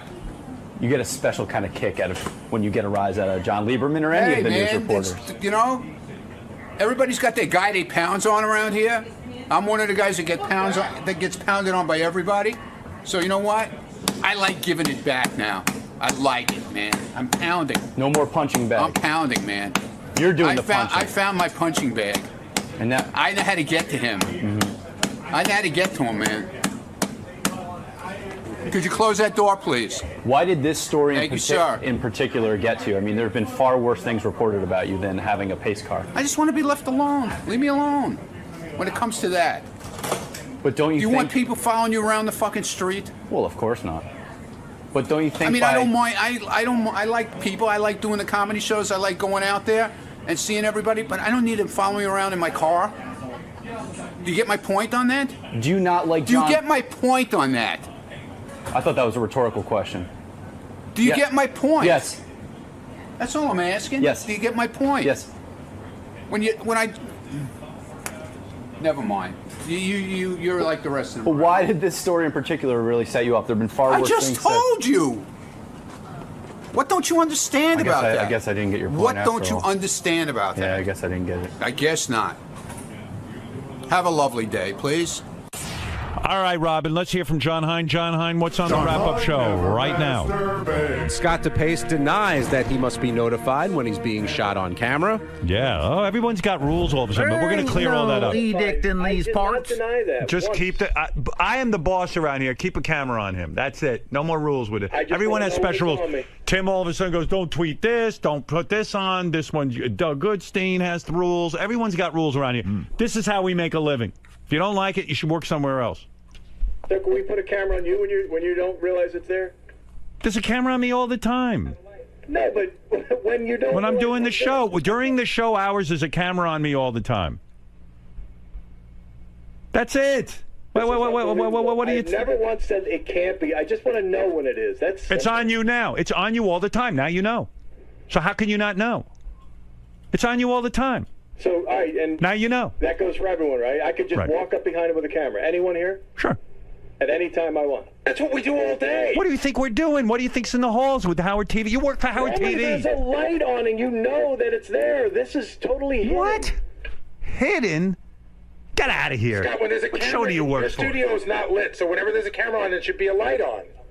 No, that's where you're wrong, Gary, because I can't... You don't see it as a camera? I can't see the monitor. All right, listen to me, Scott. I'm going to explain it again. It's so simple. There's a camera on you all the time. Now you know. I installed my own camera for that. I don't want a camera sneaking up behind me. Hold on. We work on the Howard Stern show. We have cameras on. You work for Howard TV. He's a director, not a... The direct. You ever watch the Academy Awards? They got a fucking camera on them. I'm the producer, and Lieberman's... I'm the producer. Lieberman's a news guy. Lisa's a news person. Fred does everything, and we all participate in the show. And Scott, if you do that, that means everyone else does that, and then we don't have a show. And Howard TV doesn't have a channel, and you got to go find a new job. Why are you different? Put the camera on Gary full time then? I want the camera on full time. But we're not saying put it on you full time. We're saying when something interesting is happening, like in the hallway when two people fight, there's no light. You know what? He clearly doesn't understand how he's paid. No, both of you guys don't understand. I fully understand. I've never once said no. Scott, the camera is on you during the show. That's it. Here's what it really is about. At any time. I want to see. How do I know if Gary's doing It's on all the time. Can Gary's be on all the time? Why is it about me? It's about you. We have a camera in the hallway. They run around with it all the Gary. Here's what this is about, Howard. I'm going to tell you right now. This is what it's about, which is the stupidest thing. Sometimes when it gets late in the show, Scott slouches in his chair. Right. You're like way down low, like almost like he looks like he's falling asleep. And he does not want to be shot like that. And he's told people, don't shoot me like that. No, shoot him slouching in his chair. I want to know when he's slouching in his chair. That is not what... And the camera is now on, and it will be turned off. And you have it wrong. The camera is now on. In fact, if you look behind you, there's a cameraman. Take a look behind you. There he is. There's your cameraman. His name is Jason. Oh, it's a big fat guy. Yeah. Give me your best. The camera's now on, and it's going to be turned off in 2015 when there's no Howard TV and there's no more Howard Stern show, and then everyone will go get a new job where there's no camera. Okay, I swear to God. Don't slouch in your chair. I'm sneaking up behind everyone with a camera. I'm going to find stuff. Good. I'm going to see Go ahead. doing stuff. Good. I can't wait to see it. Howard TV TV fans will love it. Yeah, you're going to get a lot of tape. Thank you. Gee whiz, he doesn't know the camera's on? Scott, real quick.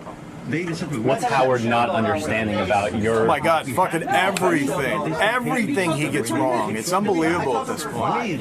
He doesn't understand that, you know, this is a 5-hour show. And to have a camera sneak up behind you, I'm not into. And you know what I'll do? To punish him, I'm going to clam up. And they're going to get nothing out of me. How about that? Well, explain what you're doing. I mean, right here, you're having to pay attention to monitors. You're not able to know what you're trying to say is you're not able Thank you, because you're helping me out. You don't have the visual cue of a light coming up behind you because that light would impede you from doing your job. Right. Just like if my light or Rob's light impeded one of them from doing their job, they require us to turn it off. Yeah. Like if I did this to you, you couldn't shoot me. Could potentially ruin my lens. So, yeah, it's a sneaky thing. It's basically having a hidden camera on me all the time. So I don't understand why it's different with Gary. Why can't he have a camera on him all the time? And let me see if something is interesting or not. So, what do you believe? I don't get it.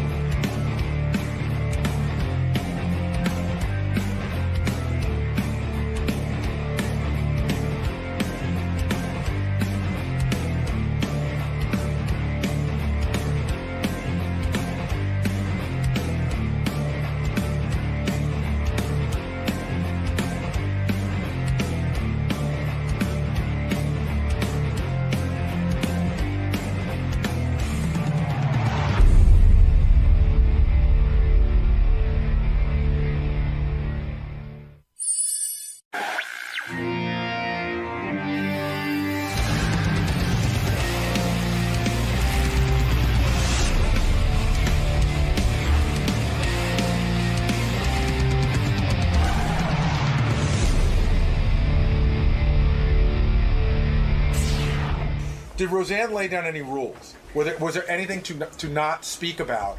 And why does she put herself in that position where, I mean, she pretty much knows going in it's going to be a boatload of fat jokes and stuff. Like, I would guess, somebody said yesterday, would Howard put any controls on it? And I said, yeah, you probably would.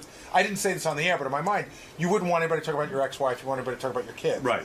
So why is, like, there's a mindset, like Roseanne's saying, the gloves are off, man. Fucking hit me wherever you want. And I don't know why you would put yourself through like, what is the... See, the other thing, too, is, here's the thing. You're in a better position. I think there's a part of Roseanne that does it because there's a need... To be in the limelight. Or to be... Whether it's promoting a show that's coming up, you know what I mean? Like, you don't need to be there. I think everyone who does it needs to be there for a reason. I think there's a psychological mindset there that's a little weird that you should explore. Okay. Roseanne's supposed to call in just a minute or two. Yeah? Yeah, you know, they had this roast for Roseanne. I compiled a bunch of articles. These are some of the jokes. A guy named Anthony Jeselnik said, Roseanne, what does it say about you that when you accused your father of incest, there was an outpouring of sympathy for your father? That's pretty good. Amy Schumer said of Roseanne, I was surprised you were running for president. I just think a lot of people just couldn't even picture you, like, running. I thought that was good. Yeah. Seth Green said, the thing with Roseanne is she has enough money not to work, but she still does a TV show every few years to punish the rest of us. You've even had 2 reality shows, which is a lot for someone who is completely out of touch with reality. Good. Yeah. Katie Segal said, it's great to see Roseanne back in the spotlight. Technically, it's 2 spotlights, but you get the idea. A lot of fat jokes, you know. Right. Jeff Ross said, folks, in case you don't know where Hawaii is, it's just off the coast of Roseanne. And then he says to Roseanne, it means you're fat. You want to hear a few more of these? Sure. All right, Wayne Brady said, Roseanne, it's been said that you stole Sam Kinnison's style. You're fat, loud, and you died in the 90s. That's good. But Roseanne, you had to overcome a lot to make it in Hollywood, and that's why I love you. Bad marriages, mental illness, plus you look like Roseanne. Oh. You're oversized, beat up, and you reek of marijuana. You're kind of like Willie Nelson's tour bus, except people still want to ride that. I think that's real strong. Carrie Fisher said, "You're a follower of the Kabbalah. How embarrassing for you," which is a form of Jewish mysticism. You know what else would be a form of Jewish mysticism? Hollywood giving you another show. Let's see what else. Gilbert Gottfried. Tonight it's our chance to end the reign of Rozilla forever. Evidently he kept referring to her as Rozilla. Rozilla. Everyone grab your torches and lead her to the pit. She'll think it's a barbecue. Rozilla. Oh, my goodness. Let's see.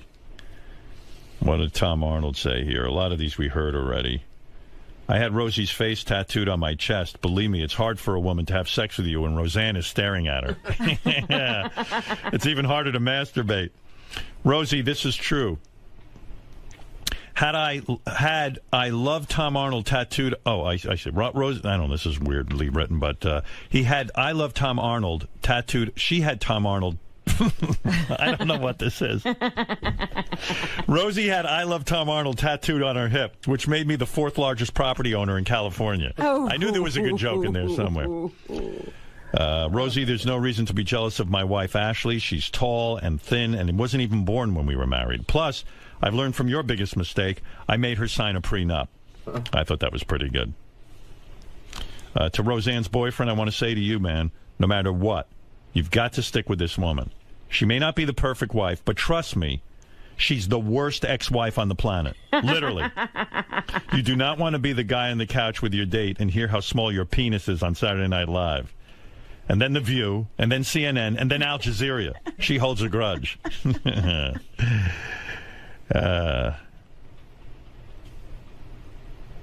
Recently, Roseanne got in trouble for wishing cancer on a Chick-fil-A customer. But you guys can all relax. If she had the power to wish cancer on anyone, I would have been dead in 94. All right. Not so good? Well, Anyway. maybe it was his delivery. Maybe he had a better delivery than I did. Oh, wait, Roseanne's on the phone. Oh, good. Hey, Roseanne. Roseanne? Yeah, hi, Howard. You okay, baby? Oh, God, it's early. I know. I'm so sorry. Where You're up are this you? early. Still out in L.A. It's like 5:30. Hey, can you swear on this show? Yes. Oh, fucking great. Yeah, you can say whatever you want here. There's complete freedom of speech. Roseanne, why would anyone, especially a woman in your position, why would you put yourself through a roast? Seriously, from a psychological point of view, I mean, it's endless fat jokes. Like, I was even thinking about it for myself. Like, if someone said to me they want to roast me, I don't think I'd want to put myself through it. Why? It's fun. Is it, though? I mean... Well, it is. I mean, I'd say that over the whole... It was... Christ, it took about 3 hours to film it, you know. Right. But, you know, when it was up and running, there's some damn good jokes, man. You know, it's good to laugh at yourself. It's, you know, it's kind of a test to see how sound you are mentally and spiritually and everything else, like a warrior thing. And I knew I could do it. And, you know, but could you really... But, Roseanne, did you lay down rules? Like, I think if I had to be roasted... Mm-hmm. I think I would lay down some rules. I would say, look, I don't want you talking about my kids. I don't want you talking about, even, I wouldn't even want them talking about my ex-wife. I wouldn't want, you know what I'm saying? I do, and I did. Yeah, I asked them, you know, not to make jokes about certain things about me, and I asked them to make sure that they didn't, you know, do the, you know, the stuff the kind of jokes they like to tell about any woman. I told them to class it up, bring it up to first grade, guys. All right. When you say you laid down rules, what did you specifically say to lay off? Well, don't talk about women's body parts and their smell and all that friggin' ridiculous kind of snake-like joke that a lot of guys think is funny, you know, and it's not, because there were a lot of women up there. So I just asked them to class it up, and, you know, they did. They did a great job. Because then it's too easy. So, like, when yeah, like, sometimes... no easy. Yeah, well, don't talk about no shit jokes. You know, when I did Roseanne, that was my rule. You're not getting one shit joke in there. Or, like, your pussy smells, or this kind of thing, like, where they just take a woman's private parts and just rip them apart, so to speak. Yeah, because there's, you know, there's other things you can make fun of a person for besides their asshole. Right, and when a guy said, when someone gets up there and says, oh, you know, Roseanne was molested as a child, which is something that caused you a lot of pain, Roseanne was molested as a child, and I feel so bad for her father, you know, that kind of thing, that didn't sting a little bit? actually, Actually, I told him don't do, if you're going to do any jokes like that, don't have it be like like Sandusky would laugh. Right. Like where a guy would think, oh yeah, it's okay to molest someone. Yeah, but the one that they did, I guess they're going to take it out. They've been real nice to me, and of course I wouldn't have done it if they hadn't listened. But right. There were two jokes like that, and. One of them I thought was really funny. I didn't think I would, but they say they're going to take him out. And now I find myself saying, leave that one, which you never know what you're going to do, Which one was that? Was that the Seth Green? They say they're going to take out the Seth Green comment where Jeff Ross compared him to the shooter in Colorado. I think they shouldn't take that out. I don't think it was disparaging to the victims of that thing. It was more disparaging to Seth Green and his movie career. Well, I guess they've had a few calls, and they're. But yeah, the whole reason you have a comedy channel and a comedy roast and that level of comics is to push the envelope and to try to go over the line. I mean, that proves we have a country of free speech. If you're going to go over the line, where is the line? You don't know till you go over it, and I kind of think it's important to keep that. But I was going to tell you the joke that I did think was funny, that I was mad about getting molested because I didn't get the candy. Right, I right. Jeff thought did that was pretty funny. Yeah, that was brilliant, really. Yeah, it's going the right way with it. I mean, of course, Howard and Robin, we can tell jokes about anything. It's just how we say them, Well, you're absolutely right. I was saying, especially with this show, I've been in trouble many times because I don't even get the luxury of preparing my comments. Sometimes I'm talking off the cuff. Making people laugh is the hardest thing in the world. You know what? But you're right, Howard, and it's like one of the most noble, too, especially in these tough times, and that's why I wanted to do it, because I'm like, man, people need to laugh. I need to laugh, of course, I just love jokes, and I love being around comedians, and I just love that level of thought and on-your-feet stuff, Howard, that we do. It's awesome. Roseanne, was there anybody there who tanked, in your opinion, who bombed, like didn't come off well making fun of you? You know what? Nobody tanked. Everybody was real funny. There was, I thought, of all the funny things that, I thought that the Wayne Brady, his joke was the one that most went over the line. And, the Sam Kinison, you're fat, you're loud, and you died in the 90s, that thing, you had to overcome a lot to make it in Hollywood. That's why I love you. Bad marriages, mental illness, plus you look like Roseanne. No, not that one. I thought those were kind of funny. Right. There was just one that was like, ugh. What do you say? I can't remember because I have no memory because I smoke too much pot. But, it was whatever where there was a cringe moment. But, I just put my hands over my eyes on the cringe moments, and I only did that 3 times. And one was, of course, on the Colorado shooting one because, right. Yeah, that's a tough one. Although I think it should be there, and people, they did get mad and like groan and stuff like that. But you got to respect a brave comic that'll go out there. Look what happened to Gilbert. Right. We can't keep letting them take us down like that. We have freedom of speech here. Right. You're referring to Gilbert tweeted a tsunami joke after the Japanese tsunami. And he lost his job, he lost his gig and stuff. Yeah, it's a weird thing because people don't realize how hard it is to know that line. And I told this story yesterday to Jeff Ross. I said I was on Letterman right after the OJ thing went on, and before any comedian made a joke, I went on there and made an OJ reference, a joke, and Letterman really kind of blasted me for it. And then 3 days later, he was making OJ jokes. It was suddenly okay. And that always struck me as like, well, someone's got to test the waters, right?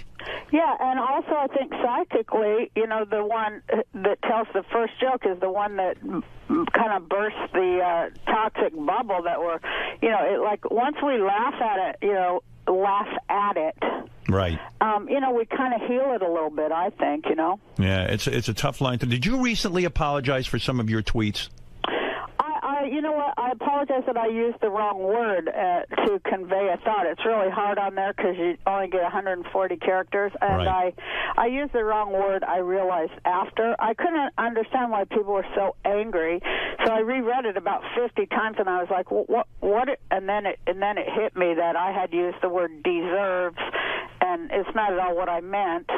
You're talking about Chick-fil-A, right? Yeah, I said anyone who eats hormone-infused, antibiotic-filled, factory farm chicken, deserves the cancer they're going to get. And, that was after like 50 or 100 million tweets going, you're un-American. I just got too pissed and I spit out deserves, where I shouldn't have used the word deserves. What I was trying to say is, hey, if you eat shit, you're going to get sick. Right, and to me, now I will probably end up following you on Twitter because that sounds like you're saying something interesting, but as soon as you say something interesting along those lines, you get crap, and then it kind of beats the crap out of you to the point that you don't Twitter, and then you don't say anything interesting, right? Yeah, I take a break once the idiot factor, reaches tipping point. I just walk away for a while. And with the Chick-fil-A thing, I can't believe how many people don't understand. This isn't a freedom of. No one's saying the guy from Chick-fil-A can't say what he wants to say. Well, he's trying to spin the shit, and say now that it's freedom of speech. It is certainly not about that. That's right. People in America, they can't friggin' name the shit. They can't be accurate and name the shit anymore. And then people make sure that they can't. Yeah, it's subterfuge. The guy from Chick-fil-A, what I'm saying is, because I believe people have a right to get married and gay people have to have a freedom should feel as good about themselves as anybody else. They're saying, hey, listen, why should we support Chick-fil-A if they're going to be like this? Right. I mean, the dopey guy should just keep his mouth shut and serve the stupid chicken. I mean, any good businessman knows that. Don't give your political views.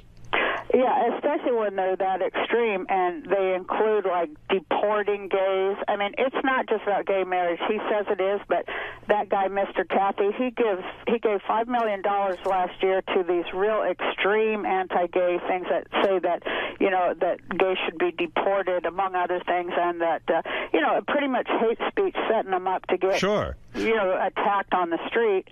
Where does he suggest we deport them to? The moon? I mean, he doesn't have any gay people? The gay state? Here's what's the problem with a guy like that. He doesn't know any gay people. He doesn't have any gay relatives. He might even have a gay child. Well, his name's Mr. Cathy. That's what cracks me up. Yeah, Cathy.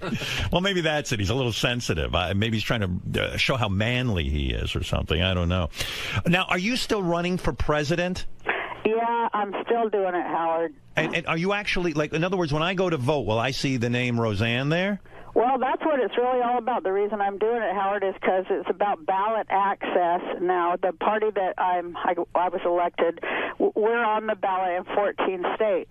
The point is that a party, other than this two-headed monster, this two-headed Republican monster, there should be a third party that people have a real choice, not two sides of the same coin. Like, okay, both Romney and Obama work for Wall Street. People should have a choice of a candidate who does not. And so, that isn't even on the ballot in anything but 14 states. What is the party? That's kind of what I'm trying to increase. What is the party you're with? Peace and freedom. And in other words, your point is, if I can get this peace and freedom third party on more, you get a certain amount of votes, and then automatically it gets added to the voting booth. Right. Well, my point is that people should have a socialist choice at least a conversation. It should at least be included in the conversation, since it is the thing that saved this country after the last time Wall Street fucked us. If you so when you go into the voting booth, are you going to vote for yourself, or will you vote for Obama or Romney? Well, everybody has to ask themselves big moral questions, and of course, I plan to vote for myself, because I do think that I'm the only candidate who isn't bought and sold and full of shit. And but it depends. Of course. Even though I think they're basically the same, I think Obama's better than Romney. I think that he's 2% better. Mm-hmm. What if you actually? What if something bizarre happened and you actually become president? Then this country would be on its way to prosperity and peace and freedom. If I was president, believe me, there's no way that I know exactly how to fix every problem, and I know exactly how to do it, and I do it immediately, like they did it in Iceland. Read about Iceland, Howard. They kicked out the Fed, the Federal Reserve, and their economy is booming after 3 months because there's nobody there just stealing their damn money. Well, I read that part of your platform is if you really do become president, you're going to drone attack Tom Arnold's house. What did you ask Willie Nelson to be your vice president? I did, and he accepted. He did, because the report I got was that he turned you down. No.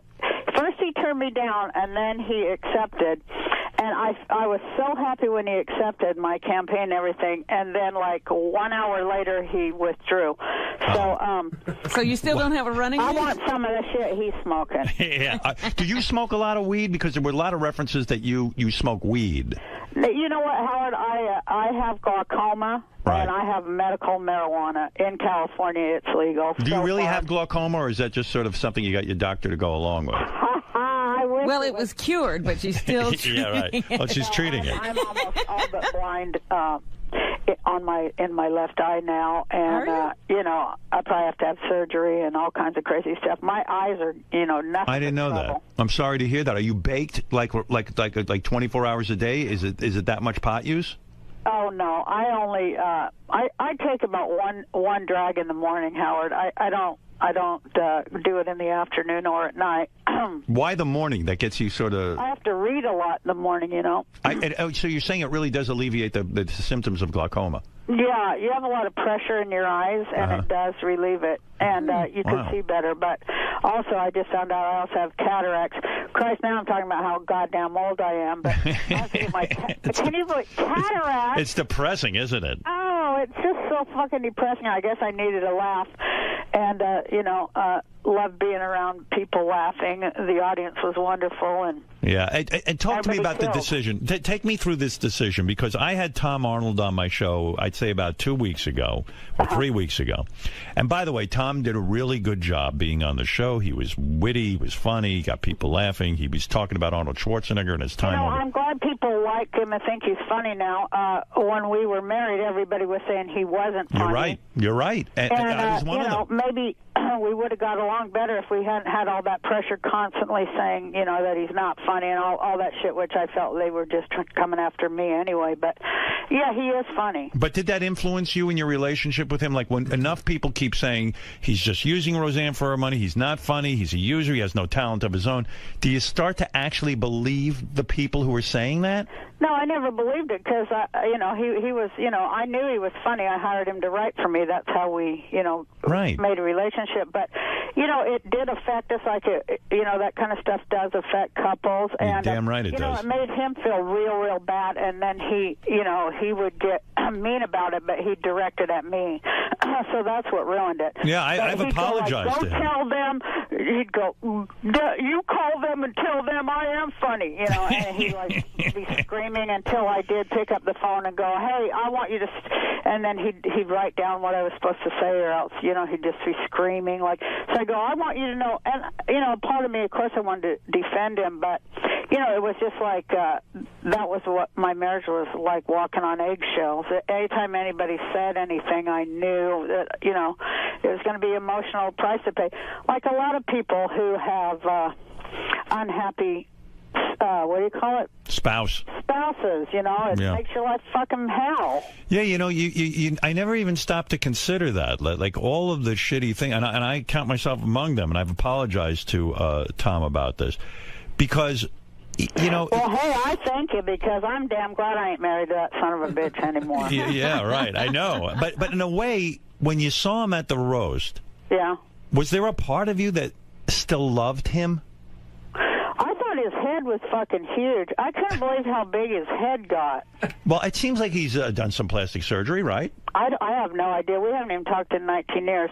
I'll tell you, when he was coming on, first we heard that he did not want to do it, right? Yeah, well, I'm telling you, he was on my show, and I forget if we talked about it off the air or on the air. No, it was on the air. He was on the. He said something to me. If Roseanne asked me to do it, would you think I should do it? Was that it, Robin? How did it go down? It somehow came up like that, and he was saying, "Well, I don't think she wants to see me. I would do it, but I don't think she is open to it." Yeah, he asked my opinion. Yeah, go ahead, Gary. I remember because TMZ had reported that they had asked him, and I remember him saying that He wasn't sure that he wanted to do it. He thought that it was bad for his mental health, that he was like in a good place, and he wasn't sure he wanted to stir all that up again. Yeah, that's what it was. I think he was really nervous and sort of scared to sort of see you, and I don't blame him. You know, but then he started calling. Then he gave a call over to Comedy Central, and he told them, you know, he would be happy. He would be very happy to do it if asked. Yeah, well, I kind of said to him, I said, Tom, it will be the greatest showbiz moment to see you and Roseanne. I said, if you can get through it, and if you can, you know, go there with a good spirit, it will be phenomenal. Well, you know, at first he said he would, like Willie Nelson. Then the next day he said he wouldn't. Then the next day his publicist said they wouldn't let him. I called him, you know, and I left a message on his phone, and I said, hey, you know, you have my personal guarantee that it's not going to get ugly. None of this roast is going to be ugly and filthy. You know, I at least, you know, I have control over that, and they're very gracious. And I give you my word that nothing, you know, to harm you or make you feel horrible or ruin your career or your life or anything like that's going to happen. And it's just a good opportunity for both of us to show the world that we've moved on, and this is a brand new day. And but have you moved my on? heart's in the right place, and I hope you'll show up and tell some jokes. Will be great. Oh. So then the next thing, people came in my, you know. But I want to say, you know, I thought it was a good enough roast without him, but I thought, well, everybody kept asking me, so why not give the fans what they want, right? Well, your first reaction was, hey, I don't want him. He was the one guy you made a stipulation. I don't want him on the roast, right? That was your initial reaction. No, I always thought, you know, that I would ask him. Oh, you did? You know, everybody wants to see that. So, I mean, my first thing is, you know, I want to entertain the audience. So you got to do what you got to do, right? What do you think that is about performers, that you'll actually put your own mental health at risk just to please the I wasn't audience? putting my mental health at risk at all. Well, seeing him again might set you off in the sense that, like, you go, oh, what the fuck? You know, I'm done with this guy. I don't want to be a part of this guy anymore. But you know what? Fuck it. It's going to be great television. I'll put myself through it. Well, I knew that. It wasn't going to, like, and I know I don't have any emotional investment in it whatsoever. So I knew it wasn't going to upset me unless, you know, he took off after me. But I knew he was smarter than that because, you know, I figured the first time when he said no, it's because he can't take the retort. And, you know, it's a harsh retort. Right. But, you know, he took it, so I thought that was brave. But afterwards, you know, I thanked him, and I said, well, onward and upward. Good luck to you in your life. And, you know, it's a good thing. Also, you know, all the shit going on in our country, all this hate, I sort of thought, hey, if I can have this moment and show it, you know, maybe I'll influence other people. Get past old shit, you know, even politically, countries, maybe there can, I say in my act, or when I followed him, I said, you know, I realized that if I could bury my boiling, ceaseless hatred for Tom Arnold, there could maybe be peace in the Middle East. Yeah, no, I remember. I mean, it was such a vicious hatred in the sense that you even said, hey, he took millions of dollars of mine that I had in a box or something. I don't remember the exact story you told me. But, you know, you felt he had stolen from you. And so I guess my question was, gee, when you really go through something like that and you still kind of harbor those feelings and you finally just kind of wipe this guy out of your mind, you don't have to see him anymore, this, that, and the other thing, you kind of put that all aside to please the audience, and that's what's crazy about performers, myself included. There's sometimes I'll do stuff I don't even want to do, but I know it'll be great television or radio. Yeah, you're right there. And, you know, comics and stuff, we'll do anything for a laugh. I mean, of course, we've all embarrassed ourselves at some point, but that's just part of it. We're open people and honest. But Tom's very well off now. Do you think he should pay you back? Yeah, I do. Yep. Yeah, I know you do. I sure do. Wouldn't you? Yeah, I'm saying that's my kid's money. He definitely should pay me back. Yeah. Yeah, and like so, but somehow you put that aside, and even after the roast, it would have been awkward if you didn't go up to him and say anything. So you walked over to him. He didn't walk over to you. No, he went backstage, and I came backstage, and I just, you know, I said, I really, you know, think you were brave, and you really did great. Your jokes were good. Did he go to hug you? Did he hug you? Well, that. You know, of course he did that, but that was on the stage. I see. But when you were backstage, did he shake your hand or hug you? No, but I patted him on the lapel there, and I said, "Onward and upward, Tom.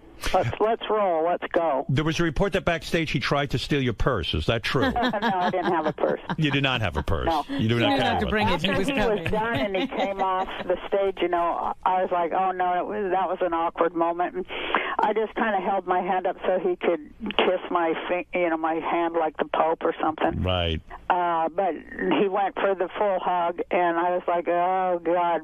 That one I was a little scared of, but you know, it was okay. There wasn't no dagger in his hand from my back or anything. So when we watch the Roast of Roseanne Sunday night at 10 o'clock on Comedy Central, we're going to see Tom hugging you. You know what you're going to see, though? You're going to fucking see so many funny comics, like with great, great jokes. And, you know, Gilbert, he just put me away. Gilbert made me almost fall on the floor and pee my pants. Yeah, Gilbert is a great roaster. Yeah, he's a great comic. Yeah. He called you Rosella. Everybody was funny. He called you Rosella. Rosella was the funniest damn thing I've ever heard in my life. I couldn't get my breath. Did you wait? You know who was really funny was that new girl, Amy Schumer. Amy is really funny. She's terrific. In fact, she said of you, "I was surprised you were running for president. I just thought a lot of people couldn't picture you like running." There was a lot of those kind of jokes. But, you know, those are funny. I didn't at any time feel that, you know, it had gone below into the toilet level like I've seen it do before, you know. Is it true that Sharon Stone was booked for the roast and then canceled?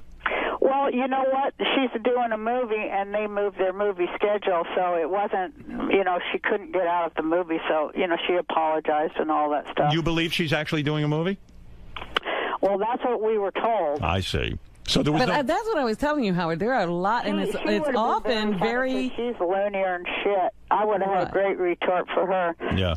But Carrie Fisher was on there, and boy, was she funny. Yeah, everyone seemed to do a good job. You know, everyone, from what I'm hearing about it and reading about it, it seems like it's going to be a good night. But oftentimes, a lot of attractive women will back out. Yeah. Well, why do attractive women back out? Because they think they're afraid. They can't take it. They can't take it. Yeah, taking the retort is like the hardest thing on earth. You're absolutely right, because Sharon Stone, who is known for her great beauty, you know people are going to take shots at her saying your beauty is faded, and they really don't have a sense of humor about it. Well, Sharon can deliver a punchline, believe it or not, and I think she was very excited to be there. She was, but they just moved the schedule and she couldn't. So is she a good friend of yours? She's a good friend-ish. Is it true that you and John Goodman have been signed to do another sitcom together? Well, no. We did that pilot and they didn't like it. Okay. But, I suppose we could do that again anytime we wanted to, but, you have to question all that stuff. Plus, we're so damn old, but I'll tell you, the one we did, the one pilot, the week we worked together, it was just a blast. It's just a wonderful, wonderful, fun, great time. When you talk about that menopause has killed your sex drive, are you joking, or are you saying that, like, you've completely dried up and you don't have sex with your man anymore? Well, I'll do it once in a while, but I do try to get out of it. You do? Because why? Because it's just, in other words, you look at a guy now and it's like, oh, why bother? When you get old, you'll find out. I guess they got Viagra for old men, which that should be illegal. But, right. Your body it's not changes, fair. Yeah, and, you're just kind of, Christ, you're too damn tired. You dry up, right? I mean, in other words, it's hard to lubricate. Jesus, Howard. Come on, Roseanne. Let people know. Well, yes, that is part of it, but that's just a symptom of it. The real problem is that, it's just, your get up and go just gets up and goes. Well, maybe you should just save yourself for sex. Stop doing all that other stuff. Yeah, that's it. I know that's kind of what my boyfriend suggests. Does your boyfriend say to you, look, Roseanne, I have needs, and, try to do something. Blow me, do something for me. I mean, to just sort of dry up on him and not go anywhere with it. I mean, that is unfair to him, isn't it? Well, I try to be a good girlfriend. Right. Christ, it's hard, I don't know. I'd rather have pie and just sleep and try to fix the goddamn world. If Willie Nelson isn't your running mate, who is? My running mate is Cindy Sheehan. And what is she, an actress?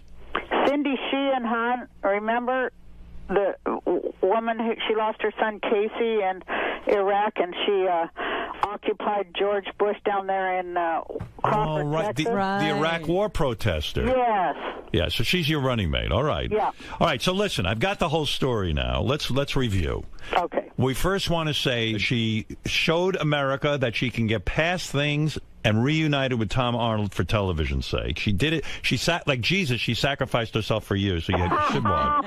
Actually, he had some great jokes, and he was real funny. Yeah, well, that's. Did it bother you when he started to have real success? When he was in True Lies with Arnold Schwarzenegger, he was having a major career. Did it irk you in some way? Like, did you become, I don't want to say jealous, but just like, I don't want to see him do well? Not at all. No, I'm the one who, like, took all the shots so that he did get famous. And, he just kind of turned into a monster at that point. He did? So, but I didn't begrudge the work I personally had done to get him. How did he turn into a monster at that point? Huh? How did he turn into a monster at that point? Was he difficult to work with? Oh, I don't know what he was like to work with, but he was impossible to be married to or live with. Wow. And who has more money now?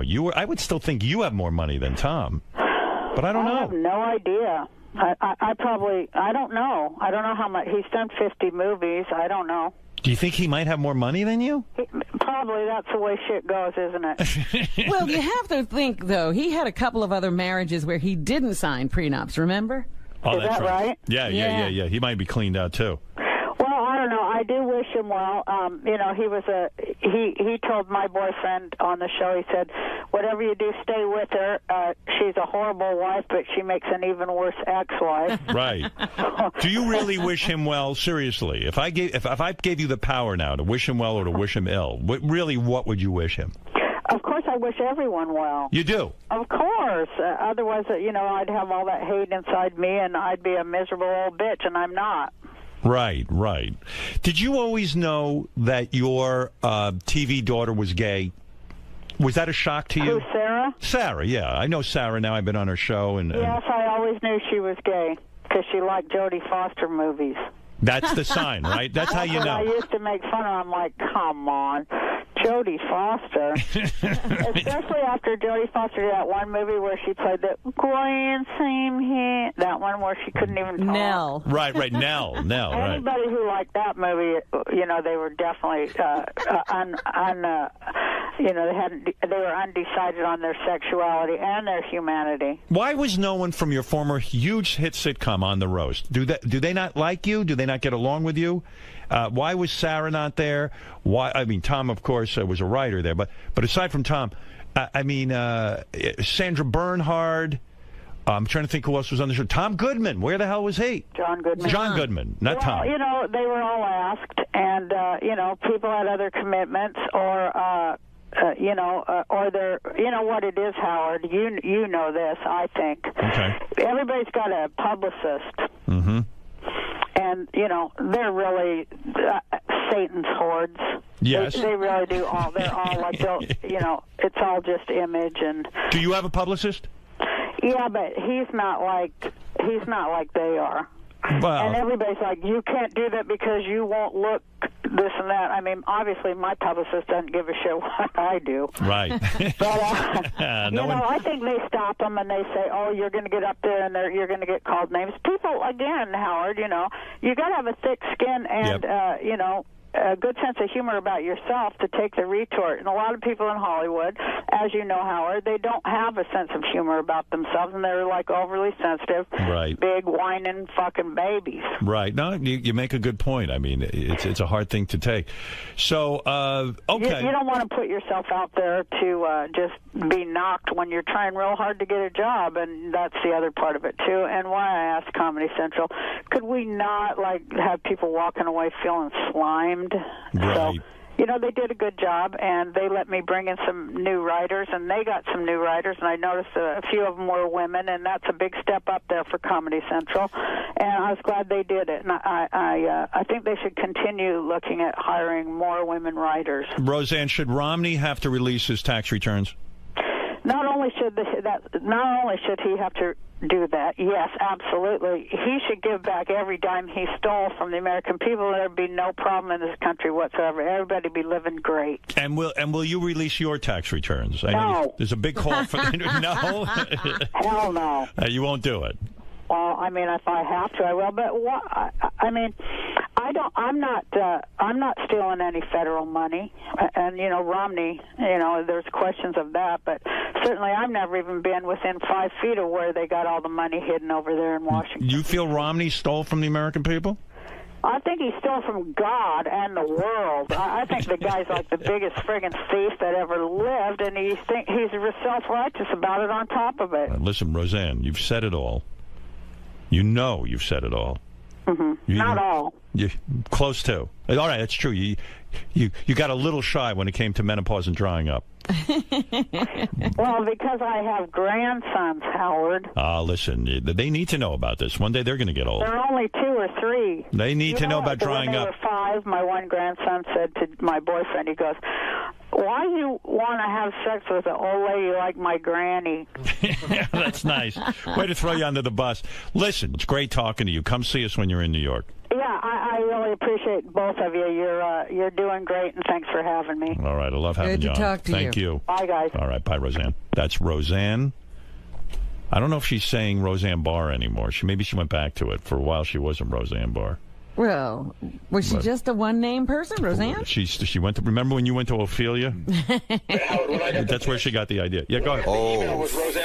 Roseanne Barr. Yeah, she's I thought back. She was Roseanne Barr. All right, listen. For a while, it wasn't. The TV show was Roseanne. Yeah, I was thinking there was a time when Robin tried to change her name to Roseanne Quivers. Didn't fly.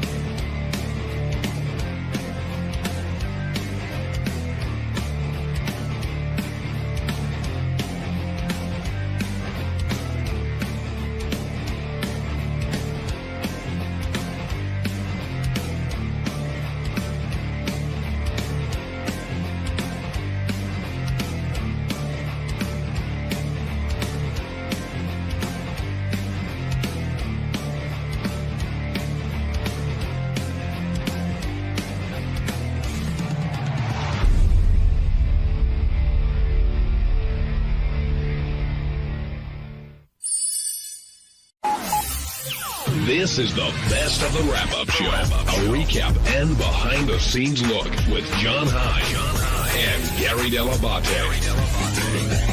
The best of the wrap-up show begins now. I'm Gary Dell'Abate, Baba Booey. And on Monday's wrap-up show, we talked about Warren Sapp, NFL legend. He came in here and he talked about a variety of things. He talked about what it's like to have sex and how he can't hold out that long. But then we talked about some football stuff, too. Had a great moment where he talked about what it's like to sack the quarterback. Anyway, here's what happened on the wrap-up show.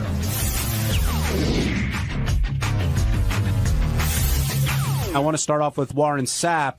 Gary, before he came in, I was talking about it's always great when Howard interviews a football player, a professional sports player, because he doesn't really follow it, yet you end up hearing more and learning more about the athlete than you ever knew before. The thing that makes Howard great with athletes is because he doesn't know a lot about sports, there's no hero worship. So it's not, oh my God, Warren Sapp here. So Howard's like, oh, there's a football player here that people say is pretty good, and he seems very interesting. So there's none of that like, oh my God, I saw you when you were in Miami, I saw you in the Super Bowl. So all that shit goes out the window. So all the interviews you've heard Warren Sapp do, this one's already different. Do you think Warren is an angry guy? I thought that the interview was contentious in a funny way. What do you mean? I mean that there were times where Warren seemed irritated by Howard, but because Howard didn't seem to have his facts right. And I mean, I never thought it was going to, come to anything, but he was like he was sort of mixing it up with Howard, not taking any shit from him. Yeah, and I thought that made him an interesting guest. Absolutely. But do you remember that draft when he was just plummeting in the NFL and eventually got picked by Tampa? Vaguely. Who was the number one pick in that draft? Oh, God, I don't know. It was 95? I don't remember. Will, you should probably come down with that. But I do know. I know that's the year the Jets took Kyle Brady before Warren Yes, Sapp. of course. But I do have a major. John Carter. That's who it was. I have a major connection with Warren. We were talking about today. He and I did Hollywood Squares together, and we spent the whole day together. And at the time, this had to be like 99, 2000 or something like that. And he gave me his cell phone number. He said, "I really want to do Howard Stern show." After we went to break, he got up and he said, "There's only two people I've ever wanted to be on this show. You and Letterman." And now I've done that. So he had given me his number, and I called him a bunch of times trying to get him on the show. It just never worked out. I'm glad he came on today. Scott in Mississippi, you're on the wrap-up show. Hey, John, how's it going? Good, Scott. What's on your mind? It's kind of.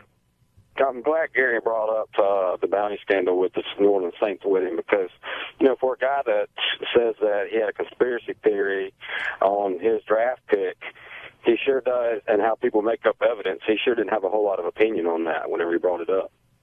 Well, I brought it up, and he said that he had a source that told him that Jeremy Shockey was a whistleblower. That was it. What's the conspiracy theory?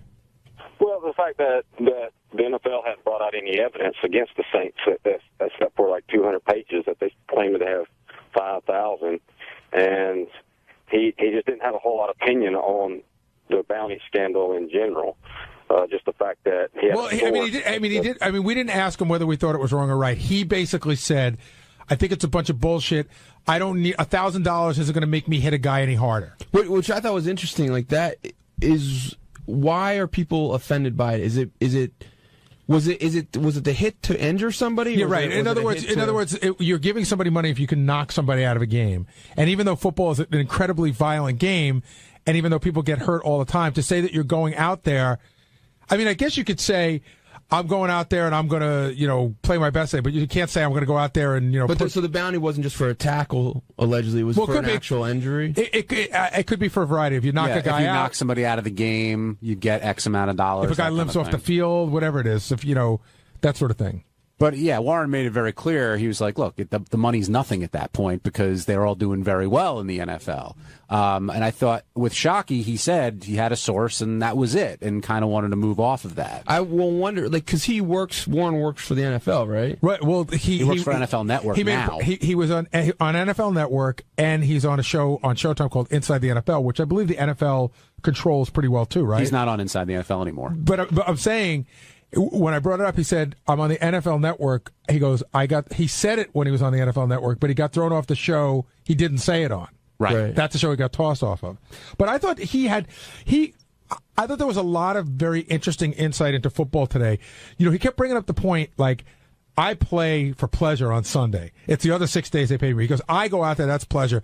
And his description of what it's like to beat a tackle and get to the quarterback and put him down, I thought was amazing. Did you think he was going to be a bigger guy? I guess you had met him before, though. And I think when I met him, he was a bigger guy. Yeah. Well, he said he came out of high school. Down. He was 225 in high school, and he was over 300 when he was playing pro. Right. I mean, but he said he's smaller, but he was fast, and that's really why he was such an exceptional. Well, and he made the joke, which I don't think Howard got. He goes, I feel like I'm a big guy with a safety. Yeah. Did you guys understand what he said? What he was saying that would have been a motivation for making up drug reports about him? No, I don't think nobody understood what he had a conspiracy theory. He said there was two new teams. He said Jacksonville and Carolina were the expansion teams he was talking about. Right. And he said, but he never explained what the reason would be. Like why would help someone if he wasn't? Well, he said that there had to be an explanation why one of those teams didn't take him. Right. But I don't know who would be behind that. So does it mean that neither one of those teams wanted him, so they colluded to have him lower so it didn't look bad for them? I couldn't figure it out. I mean, in Jacksonville took Baselli and Carolina took Kerry Collins. So who knows? The bottom line is Tampa had a great draft, and they ended up winning the Super Bowl a few years later. Bobby in Jersey, you're on the wrap-up show. Hey, now. How are you guys? Hey, Bobby. This is like a recurring theme that I listen, avid listener. Howard always talks about kind of prematurely going, he can't hold his own sexually. And today Warren said the same thing. It baffles my mind that men that have been having sex for so long, still can't hold off. I don't know. It's weird to me that someone, even like Warren, who's had so many people in his life, like still will admit to something like premature ejaculation. It's just very odd. I wanted to know what you guys thought about Well, that. I'm going to tell you right now, I fall more into their category, and I do feel really immature about it. But then I guess there's a part of me that says I still get excited. And that's a good thing. Right. It's Yeah, better than being not being able to, like, I would be much more embarrassed not to be able to get an erection. I think when Dax and Bradley were in there, they talked about that too. Like, do you remember, Benji, who said that? Like, anybody who says they're going an hour, it's just not true. Or I think Dax was saying that it's not like women, guys who like don't understand women, that women don't want it that long. I've heard women say, like, not porn women, but women that I know say, you don't want a guy fucking you for an hour. That's just ridiculous. And it's like, get on with it already. But every time I think, okay, this is the time. This is the time I'm gonna make it last. I'm gonna and then. Do you ever have one of those where you're just doing so well, and then as soon as you tell yourself you're doing well, that's the end of it? Jeff in Pittsburgh, you're on the wrap-up show. That's what I'm saying. That was a great interview. It was one of those interviews where you felt like three guys sitting around a kitchen table with a woman in the background being robbed, and it just turned out to be a great interview, man. Yeah, it was really good. And by the way, you really need to see it on Howard TV, because Will came over and he'll attest to this. Some of the faces that Warren was making, there was one time where Howard was talking about something and he had like this complete look of shock, and then he would have a look of anger. It was just he was making really funny faces. Hey, it's Richie Wilson. On Tuesday's wrap-up show, there was a big discussion on who was omitted from my wedding invite list. A couple of guys from the radio side were a little pissed off. Lisa G wouldn't come down. And I think it all worked out well in the end because I defended myself and I explained why I cut those people off the list. So, check it out.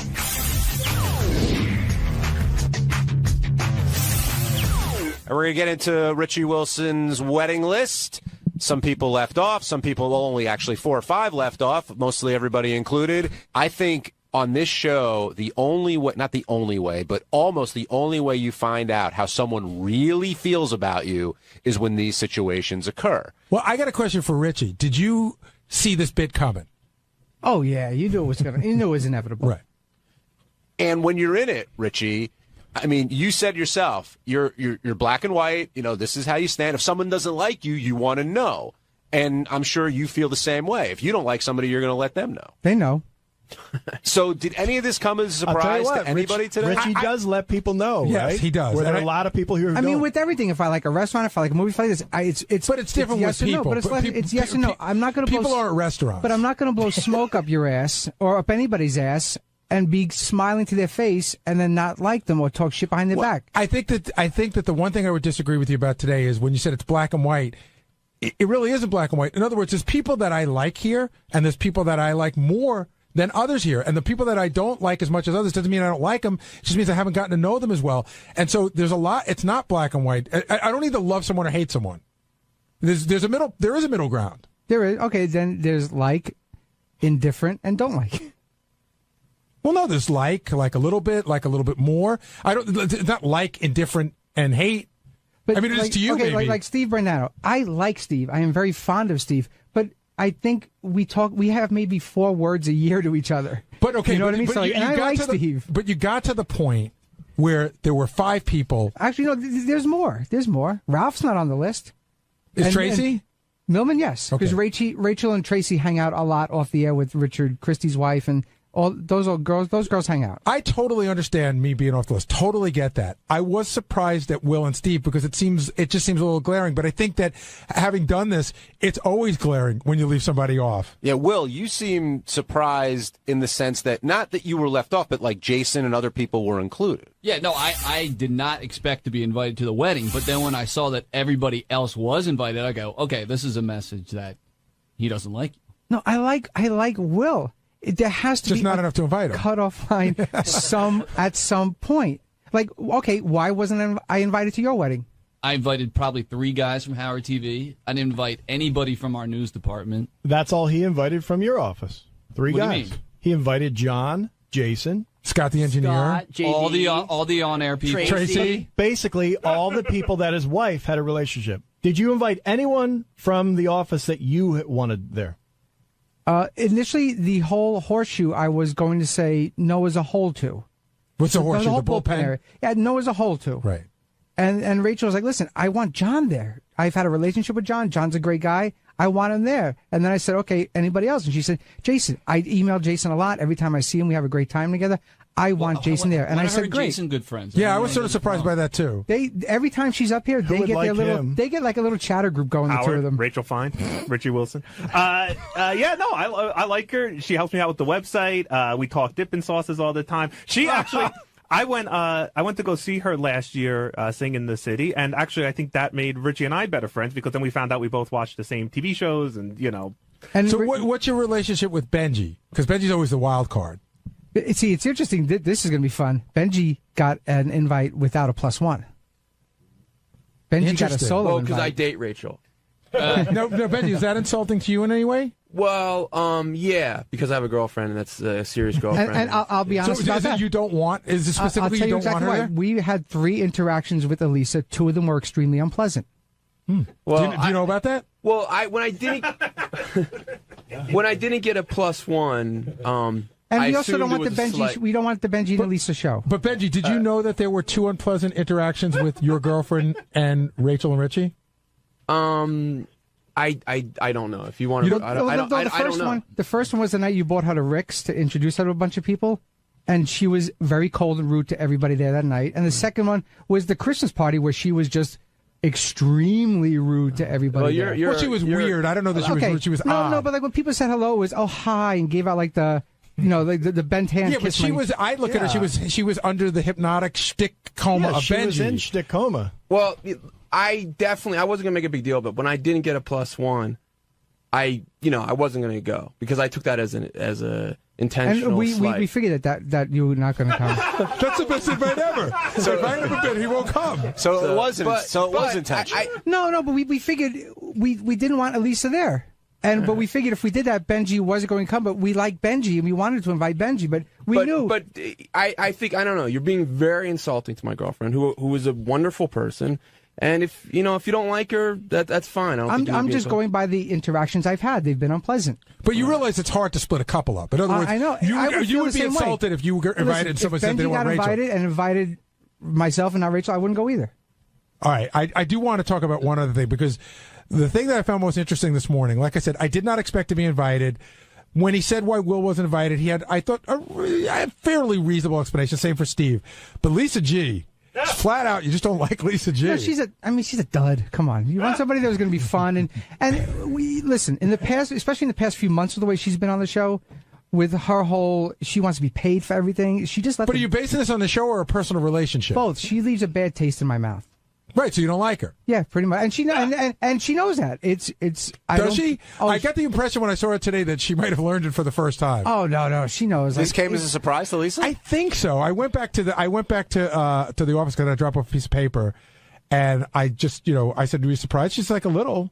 Tim Sabian, are you offended that you're one of the few who are not invited to the Wilson Fine affair? Well, Richie and I have known each other for a while, and I didn't really expect to be invited. I love Richie. I have no problems with him. I think we get along great, and we're just not. We don't hang out afterwards. If we hang out, it's comfortable. But we just don't spend a lot of time. I will tell you this, Richie. Like, I would invite Tim. If I spend more time with Tim, he'd be on there in a second. By the way, I honestly he's out of control. think a lot of Richie's stuff. I think there's a lot of jealousy against my girlfriend. I think Rachel is threatened by my girlfriend and jealous. Not at all. And I like Rachel and a lot. Not at all threatened or Don't worry jealous. about it, Richie. Tim won't go anyway. Two of the encounters I found jealousy, and one I found pleasant. No, we're doing the Benji shtick. Steve, I'm not going to get into that. No, I'm telling you, girls are very jealous of my girlfriend because she's very hot, and it makes a lot of girls very jealous. She is very hot. I know you were wondering, why are you on this list? I'll say this with people in this room, and I don't know how that goes, but I was not expecting to get invited to Richie's wedding, and what he said on the air is what I would expect.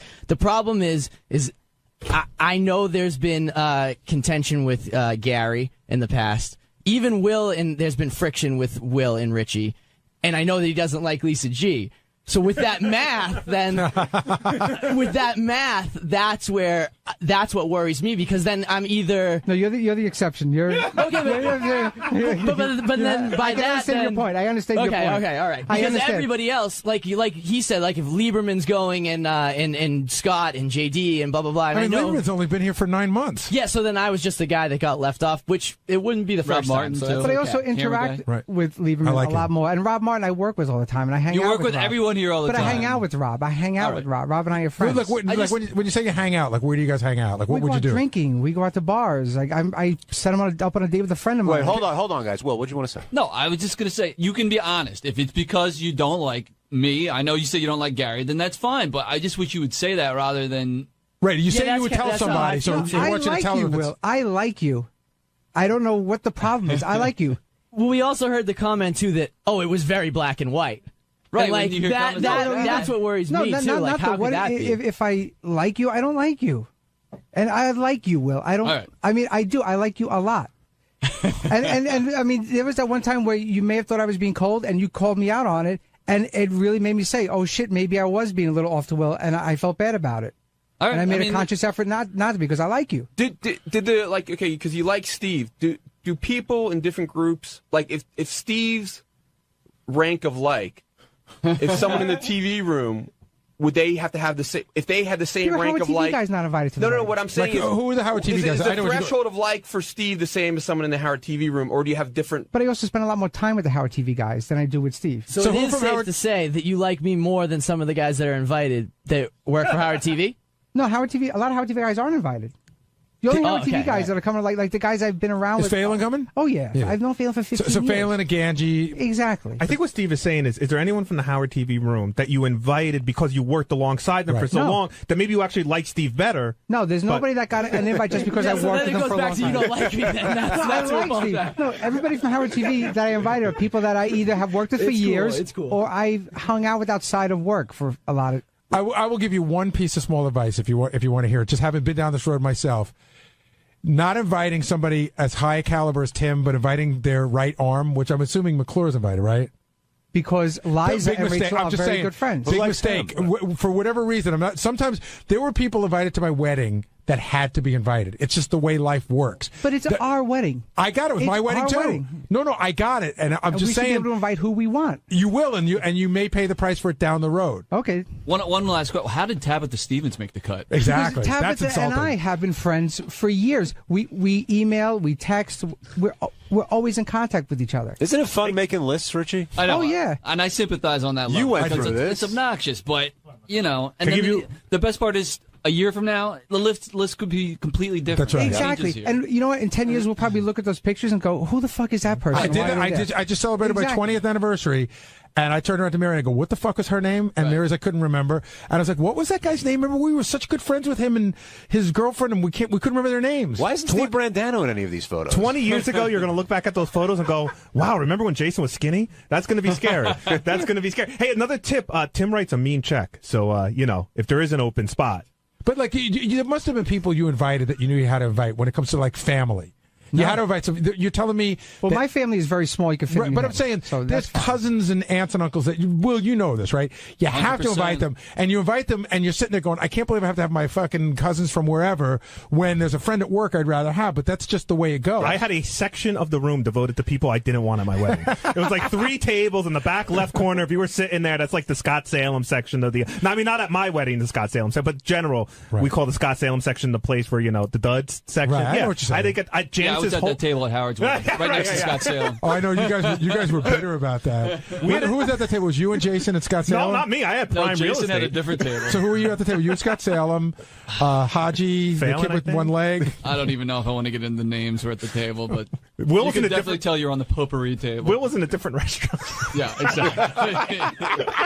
Well then, Ken, you're on the wrap-up show. As far as Lisa's concerned, Richie, you couldn't have made a clearer statement. I mean, you said, Gary and I have had some run-ins. You said, Steve and I don't hang out. you said Will didn't invite me to his wedding, but you just flat out said, would you invite her? When you're making a list, again, as somebody else speaking from experience, like what happens is, for me anyway, you go over and then you start looking for what are quote unquote the easier cuts. And, you know, a guy like, you know, Lisa G, where, hey, if you had an endless budget and an endless party, sure, she's on the list, but okay, you got to start making cuts. I don't think she would be on Richie's list. Well, based maybe on not. What he said. Yeah, like in other words, if the room were 250, Lisa and I still ain't coming, correct? You would. Wow. See? But, You know what I mean? I feel honored and bad for Lisa. Here's the thing. We should try and get Lisa. The place guys. holds 150. We invited 200. Right. And we're hoping that a lot of people cancel, and they're actually coming. Right. So we could be seriously fucked. Oh, we used to. My running joke was when you get the card back from somebody that's not coming, it's like ka-ching. It's Gold, like you're yeah. making money. We purposely invited people. Rachel has relatives in Australia and England, so they're the ones that we knew weren't going to come. So we had to invite Are them they coming? anyway, and now they're coming. So we're like, oh shit. Quick question, like in the tournament, the basketball college tournament, it's last four in, last four out. So we're on that last four out list. So maybe I'm just trying to figure out where that line was. Who like, were you putting Jason and I together and saying, all right, one of these guys can't make it? Here's the upside and downside on both of them? I wasn't doing that. I was just like, okay, is there anybody that we didn't invite? And Rachel was like, I like John and Jason a lot. And I was like, well, then it is everybody in that whole general bullpen area. She said, fuck then. And yeah, she said, fuck those guys. I hate them. I mean, I was clearly, and I'm thrilled to be going. Thank you for inviting me. I appreciate it. You know, you're my gonna boy. regret that But, you know, I got an email from Richie about 2 weeks ago saying, hey, man, what's your address? And I figured that it was for the wedding. So that I mean, that just proves, you know, I wasn't on the early draft of the wedding list. So that just proves I came in later. And by the way, I did crunch the numbers. Richie would have to get married in Giant Stadium for Lisa G to be invited to the wedding. What did you guys think of Fred's reaction today when the save the date came up? I understood what Howard was saying. And again, I think Fred reacted a little too quickly. If you get a save the date card, I would say that that's a really good shot that you're invited. So when he said, I don't know if I'm invited, he could have even said, I think Fred, if he would have said, I got to save the date card. And Howard goes, oh, and that would have been it. But he goes, well, I'm not sure if I'm invited. And Howard goes, well, you either got an invitation or you didn't. You know, it's a miscommunication, and Howard loves to exploit that. I have a feeling that Fred didn't know if the invitation came. Well, it may not have. Actually, but it might have, and he might have not even known that Allison might have got it, never even mentioned it to him yet. Before Rich even speaks, here's another thing, John. I don't know if you remember when you get married. Did you send your invitations out in waves? I'm trying to remember. Like first wave, you wait a week, you see what comes back. Second wave, I think we had a first wave and a second wave. Is my small recollection of that. I think we sent them all out in one shot, like family and friends. But we had, like Richie was saying, we knew, or at least we thought, some people weren't going to come. Right, I think we waited to make sure some people weren't going to come to send out the second wave. Is my vague recollection. You sent yours all out at once? Well, a week apart. Not. But why a week apart? Just that we had to get those stinky heart stamps we had to buy more of and all that. But it had nothing to do with nothing like A. There was no hierarchy. No. They all just. Fred. By the time he got to save the date and the invite was mailed, he moved. And that's what happened. Oh, that would make sense. Yeah, within like a 3-month time span. John and Glenhead, you're on the wrap-up show. Hello? Hey, John. Hey, how are you? Hey, Gary, it's John from the Vineyard. Hey, John, what's up? How are you? 2 quick points. Number one, I've been in the Mr. Munt's company many a times, Ronnie. I'm tired of people picking on him. He's such a gentleman and such a great guy. That's the one thing I want to pick on. And then the second thing is, Richie, how classless of a move to not invite Mrs. Jordana to the wedding and put poor Benji in this situation. And those of you that are friends with Mr. Wilson, you should really think about his character and what type of person he is, because I wouldn't want to be friends with a guy like that. Wow. That's why you're not my friend. No, I know, but it's... John happens to be a nice guy, but I don't know why he's picking on you, man. I don't care. He doesn't like you. That's fine. I like you, John. It probably would have been better to either all in on Benji or not at all. You're right. You're 100% right. In hindsight, you're 100% right on that. See, Richie and I agree on some stuff. Yeah, we have moments. Are you hurt? He's awful quiet. He must be hurt. No, well, it's kind of... I don't like when people take shots at my girlfriend. I think, like I said, it's out of jealousy. She's much hotter than the average girl here. And she's much more talented. And I think there's a lot of jealousy and a lot of fear of that. There isn't, Benji, I'll tell you right now to your face. There isn't jealousy. I'm jealous of her. The night that we first met her at Rick's, Ronnie was there. was a general consensus that she was not a nice person the night everybody met her. Yeah, everybody thought she was a snot. Exactly. To be honest with you. Because she doesn't lay all over you guys. No. Sorry, you know? No, it wasn't lay all over. It was hello, I am, and it was an attitude. And it was an attitude she's back. shy. She's and a then little the next shy. night She's at the a little Christmas quiet. party, the next time at the Christmas party, which was discussed about on the air big time, that a lot of people had problems with her. Well, that's. I mean, you guys. I think And you if guys that's her expect way of girls, coming across, You maybe guys she was expect shy. a certain type of girl. No. She's a little bit classier, a little bit brighter, a little bit more talented, and that's what happened. Then who? Then like my wife, as a for instance? Than me. Oh, okay. Understand. Well, I mean, what are you going to do moving forward now? Are you going to invite anybody who's not invited? Well, Are see, you gonna to me, that's even a more obnoxious slap in the face thing. Just more condescending to say, "Oh, Gary, here's your invite anyway." Well, I mean, you could say would you take that as like, what the fuck? I'm an afterthought or something like that. Listen, again, I'm not expecting. No, it, I'm saying, but it could if you came to me and you said, you know what, I thought about this, and we've had our differences in the past, but I would like to try to put it behind us. So I'd like to invite you. That I would understand. But if you just said, here's an invitation, it just came in the mail, that'd be do you weird. want to know, Gary, the honest truth? It was 50-50 with you up until like the last second. Yeah, I thought that it wasn't a hard no right off the bat, like fuck him. No, well, it was 50-50 I thought up about to the this last second. when I knew the invites It were really going was. out. I thought it was if I was going to get invited at all, it was going to be Rachel's decision. Because I think, she likes you with a the lot. exception of pulling her chair away from her, I think we mostly get along she really likes you a well. lot. And I happen to like her a lot. And again, I don't want to insult you with this. I think that you have, since you guys got back together and got engaged and all that, I really think you've become a nicer person. I've tried to be. But I've made a actually conscious seen effort. that. I've made a conscious effort. And when I Thank you. said you've Thank changed, you for noticing it. But I said when you've changed in the nuts. last, no, but when I said you changed in the last 2 years, I really feel that. And by the way, just so you know, when Howard came back and said something on the air that day, and you said, "Oh, Gary must have clouded him at dinner," this is exactly how it went. Beth, the lovely, sweet Beth, who's the nicest person in the world, we're sitting at dinner, and she goes, "Oh my God!" She goes, "It's gonna be so much Yeah, fun." I heard Did you about get- this, yeah. Did you get the invitation to Richie's wedding?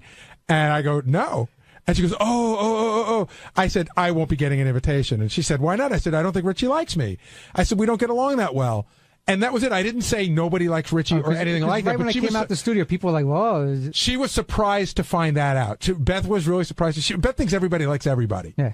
Which is a good way to live life. Yeah, it's a great attitude if you can have that. Now, I got that attitude. Oh, yeah. On Wednesday's wrap-up show, all the talk was about Bobo's treasure trade, everything that Bobo went through to get his valuable items for his shrine, and how Sal shined. And speaking of Sal, he told us the genesis of Twat Raper and the difference between a legitimate rape parody song and an illegitimate rape parody song. Yes, you got to see that.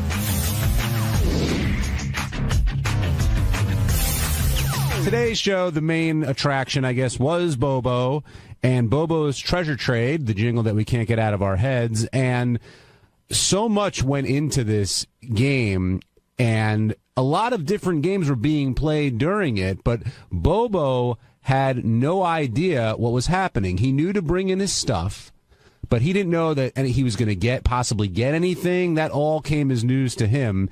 But he was here extra early and prepared, and I think he had a good time doing what he did. Doug Goodstein, do you agree? I think he did. I just, personally, I wish it was more destruction of his items, which we didn't really go there. You saw he wasn't going to part with that stuff. But the physical stuff was fantastic. I'll tell you, the thing that surprised me the most was the Leroy Neiman poster. Like, I know it's his most treasured item, and he loves it. He wasn't going to give that up for anything. Like, No, I wonder nothing. if what Howard could have done. Maybe Howard could have offered like a photo session or something no, like I think that. if Howard said, "I'll give you everything." Oh, that for the probably Neiman. Yeah, that probably would have been about it. But John, can I ask a quick question? Sure, Steve. Who is Leroy Neiman? Should I know him? Yeah. What's the deal? He's a famous artist. He just You died. should definitely know. And him. what does he have to do with Howard? He did a painting for Howard back in the day for the show that Howard hung up in his place, and then Howard in turn gave it to Bobo. Oh, Howard gave it to Bobo? Yeah. Oh, all right. Thank you. You're welcome. There's got to be other people that did. Which is funny because turns out Bobo destroyed it himself. He just that's what He broke it in the car? Yeah. The poor guy. Really? Yeah, the frame cracked. Now, as things came up, the first thing offered to Bobo was Robin's bra, and I didn't think he was going to take it. The stunt was offered, and then a trivia question, and you could tell he wanted it, but I think he thought that was the whole game. Like, it would be the bra. And once it clicked, and it takes a little while to click with Bobo, that there'd be more stuff coming, he jumped all over it. And that's where my pal over here came in to shine. Sal, congratulations. Will you not smoke that in here? Sorry. Thank you. Seriously, don't bring the electric cigarette in here. I'm celebrating. Celebrating what? Painting my cock on Bobo's face. Well, congratulations. Thank you. That was one of the painting Bobo's face with my cock. That was one of only a few things that you did. Yeah, we had a lot of fun with it. And what did you enjoy the most? The painting, the pubic hair mustache with Richard? I think everything was equal. Really? Yeah. These stunts are like my children. I don't discriminate. I like them all equally. So yeah, it worked out well. I mean, everyone contributed a bunch of stunts, and I know you had a ton of ideas with Richard on what to do with this. It all happened so quickly yesterday in the meeting. Everything shifted gears real quick, and Howard said, what if we can throw in some stunts as well? And boom, we just started putting them together immediately. Yeah. The only thing that was a bummer about the segment is that it only was those 3 stunts. I mean, we could have gone for 5 hours. There were so many things, and there was no. I think Bubba would have gone for everything. Like when Howard went as long as it was just the physical stunts. I mean, he went for it. I mean, when Howard said the tickle chair, I'm like, oh God, it's over. We could have done so much more. We were going to play the bongos on Bobo's head with our penises, Richard and myself. We had a lot more ideas. Did Richard enjoy shaving you for the mustache? Absolutely. I told him, I said, you need to be my shaver. He goes, you got it, buddy. I love to be your shaver. Did he work the ass hair in, or did you guys... He got a few of them. Definitely got a few of them. And that was pretty good. I loved when he went for the ass hair. Do you feel gay at all? Like, I mean, you did very homosexual type stuff. I mean, you put your penis in a guy's face. You had the guy shaving your balls. No, Did not you at feel all. Proud of yourself? Absolutely. Do you? Yeah, you're the I'm one proud of you. running this cockamamie No, organization. I think it's great. I'm proud of you. We've been down this road so many Yeah. times, Doug. Clearly, Sal and Richard believe what they're doing is for the humor and funny, but not sexual in any kind of way. Of course. Ask any gay person if they got an erection from me doing it. It might be gay. All I heard was laughter. So it could be. If people want to perceive it as gay, sure. I'm not gay. I'm not going home today looking to suck a penis. I don't get. It's not like I'm going to go to some gay porn. So when you're painting Bobo's nose with your penis, there's not any sense of arousal just because you're touching somebody else with it, and probably just the opposite. Just the opposite. Here I am putting my penis on a man's nose. There's no way I'm going to get erect. If anything, it's kind of shriveling up a little bit. That's why I give it a good stretch on the pouch. And that kind of serves. You know what's strange? I got to go back and check tape, but Scott DePace swears that something fell out of your pouch when you first pulled down your pants. Really? Is that possible? Do you have any schmegma or something in there? No, it's clean as a whistle right now. You sure? Yeah, you want to come and smell it? No, thank you. Sal, Let John do that. While you're here, I'll do that during the break. While you're here, I want to ask you about... Well, John, I'm over the age of 11. You sure you want to go down there? We didn't get a chance to talk about your song yesterday. Oh, Twat I Raper. wanted you to come down, and you didn't come down, but... Oh. Congratulations. Congratulations. Howard was repulsed by it. Well, I think that's your goal sometimes. It is. There's nothing better than shocking the shock jock. I think there's no greater form of admiration. Where did you come up with that? Did you hear the real song and suddenly it just fit, or what? Yeah, tell me the genesis of Twat Raper. I heard it on my my iPhone, when I was working out. And how do you come up with the scenarios within the song? Is that just things that pop into your head? What happened? The different things you want to do to her, or no? Look, like I said, boobs, lube, round, brown. Gets a little monotonous, after a while, gets a little redundant. So you need to shake it up. You need to raise the bar. Were you surprised by how Howard reacted to the song? No, I didn't know which way he would go. I was actually glad that he said he was disgusted by it and played it versus just deleting it and ignoring it altogether. To me, that's a great accomplishment when he plays something out of disgust. It's fun. It's great. By far, I'm not looking to rape her. I'm looking at as a, what is that called? Like the brothers do it to each other. Term of endearment. That's a term of endearment. What do you mean the brothers do it? You know how you can't say the N-word, but if you do say it, you say it as a term of endearment. That's the only time it's acceptable, which I understand. When I'm saying I want to rape Robin, it's not I really want to rape her. I don't want to commit an illegal act. I don't want to violate her. I want to consensually have mad, pussy-pounding, ass-bruising sex with her. And if you love somebody and you say that, it's not offensive. If you love somebody. If you don't, it's different. It was this is a legitimate twat rape song, not an illegitimate. What would an illegitimate twat rape song be? And just keep talking for the next 10 minutes. This is great. An illegitimate twat rape song would be somebody who legitimately wants to rape somebody. So you're saying that you don't want to rape Robin, of Do course. you think I do? No, but Of course not. But I I mean, think come on, I think you'd love to have sex with her. Who wouldn't? I'd have sex with you at this point in my marriage. What did you think of Robin's reaction to the song? I was very impressed. I was hoping that she would be, slightly taken off, and I she was, but I liked it. It made me laugh my ass off. I just thought it was at the end. It was funny, when you in a typical average job, you don't take out your penis and make a clown nose on somebody, but it's funny. Mm-hmm. It works perfect in this environment. Would you play it for your wife? Yeah. I mean, there's no need to, but yeah. All right. I don't think she thinks anything by it, but I love the song. I thought it was great. Well done. You should be proud. Did you like it? I did. I enjoyed it. What'd you think, Doug? I actually missed it. Any song you do makes me laugh. You know thanks. that. I have to do a John Hines song then. Then you have to do one of those. Teddy, let's take a break. Kid Raper! Come back. Kid Raper! We'll talk more about He's Bobo's gonna throw you in his trunk! treasure trade. We'll move off of Twat Raper and back to the treasure trade. And Gary, I was saying before you came in that there were a lot of different games really going on during the segment. Yes, and I was very, very nervous about this morning because this is one of those bits that, to take a phrase from Tim, had a lot of moving parts. And there were a lot of areas where it could have gone a lot of different ways. This also was the morning that Howard was coming off of America's Got Talent and had to work again. So I had a meeting yesterday with myself, Will, Doug, Richie Wilson. We all sat down and we went over everything a lot. And we tried to make it as easy as possible. I mean, Will did the bulk of the work, but, I was so afraid. I was just praying for it to be 8 o'clock because I wanted this to be done and just go correctly. Did you think Bobo would give up that Leroy Neiman poster for anything? Yeah, he was very attached to that. And the OJ mask he passed on, basically, right? But he wanted your beekeeper mask. He did. Lost his eyebrows for that, right? I was surprised that he passed. I know it's weird, but I was surprised that he passed on the tombstone because it's so one of a kind and it's so well known from the show. And off the record, we really wanted him to take it because we just wanted out of here.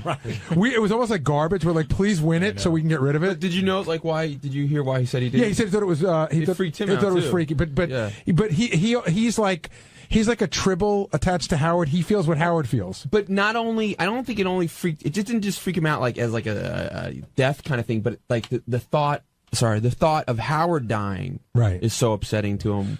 No, I get it, but Howard, if it freaks Howard out, it freaks Bobo out. To me, the highlight of the whole bit, and I thought the bit was very strong, was when the guy called in at the end and criticized Bobo, as a fan, and Bobo immediately, commanded respect as he's got Sal's, paint from Sal's penis on his face. Did you notice that he said, "What are you? Go back to your 9-to-5 job."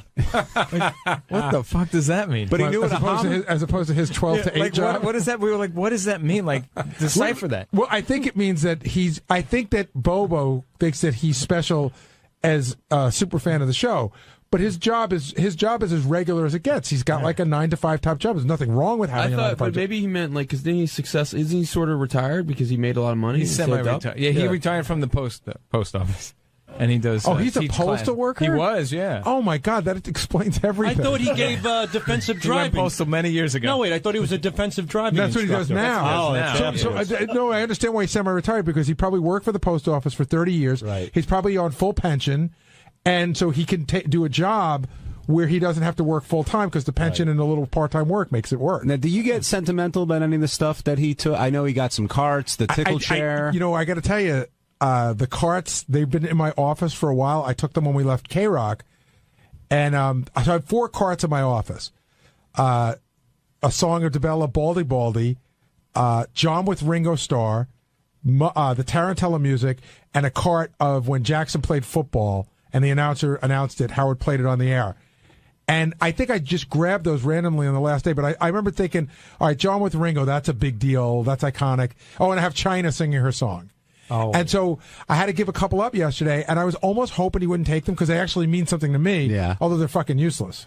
And the tickle chair, I mean, that I was sad to see that go. Well, again, we look at that as It is sort of one of a kind, but it really is just like a Adirondack wood chair, and then you just could get straps. That was we had a discussion because at one point we were thinking about putting the Robo Spanker up or the Wheel of Sex, right? And those are much more difficult to replace. So the tickle chair is easy to replace, but it is the one chair that all that stuff happened, and so it worked out well. A lot of history. I mean, you go back, that probably has been featured on 50, 60 Who was the chick that I kept pouring water on? Was that Nikki's? Oh, no. Nikki Ziering, I think it was. She kept saying she wanted to drink water. I kept pouring it on her like a wet T-shirt. There was a waitress who worked at the Penthouse Club that was the hottest one ever that you poured a ton of water on. And, God, to this day, the hottest chick ever in the history of the show. I mean, I would take the wooden planks that her vagina rested on and twat rate them. Yeah, I really would. I really would violate those things. She was legitimately. So hot. Yeah. Stephen Philly, you're on the wrap-up show. Hey, John, Gary, what's happening? I just want to.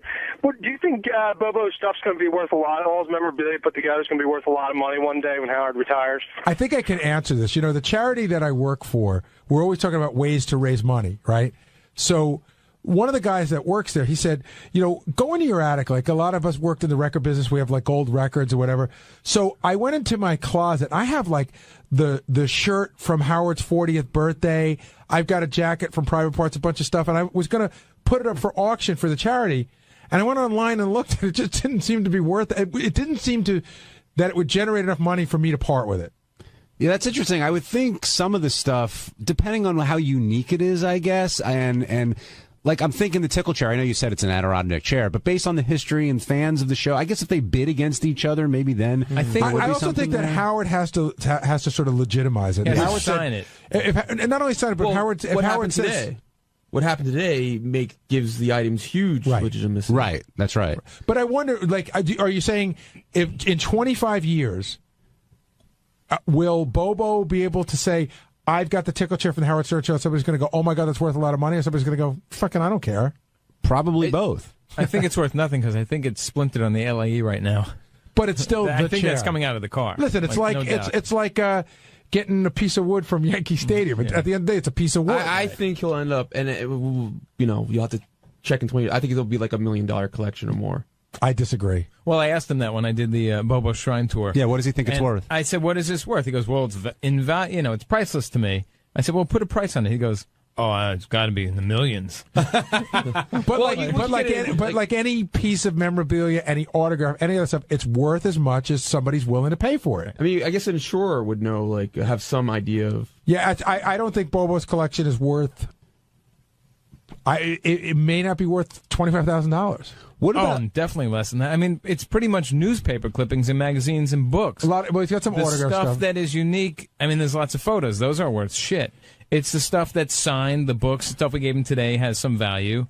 And, I laughed really hard. I was watching the piece that you guys put together that's going to run on TV, and he was even impressed that he's got a copy of a book that my mother signed, which made me laugh my ass off. That's his number 2 most valuable thing. Sal, what do you think of Bobo's passion? Because you're a passionate fan of the show, and of course you're part of the show now, but do you understand where he's coming from, why this stuff means so much to him, what he'd be willing to do to get some stuff from the show? You know, everybody has their thing, and for Bobo, it's this show. I certainly get it. There was a show one time on MTV. What was it called? There was these people who were obsessed with certain bands and whatnot, and they had the most ridiculous things. There are people who collect locks of hair from rock stars and whatnot. What about you before you worked on the show? Did you ever collect memorabilia from the show? The only thing I have from the show is when I was a guest on it, you guys signed a book, which I still have, and Howard signed a Private Parts poster. That's it. But you were never big into you're not one of those guys like, God, I'd really love to have the seat cushion. No, I'm not a collector type of guy. I just don't collect stuff. It's not me. But I get it. I mean, Bobo's obsessed with the show. It's an obsession, and you know what? If it makes him happy, so be it. The guy's been listening for so long. He is a super fan. He got something good out of it. Like my cock hair on his face.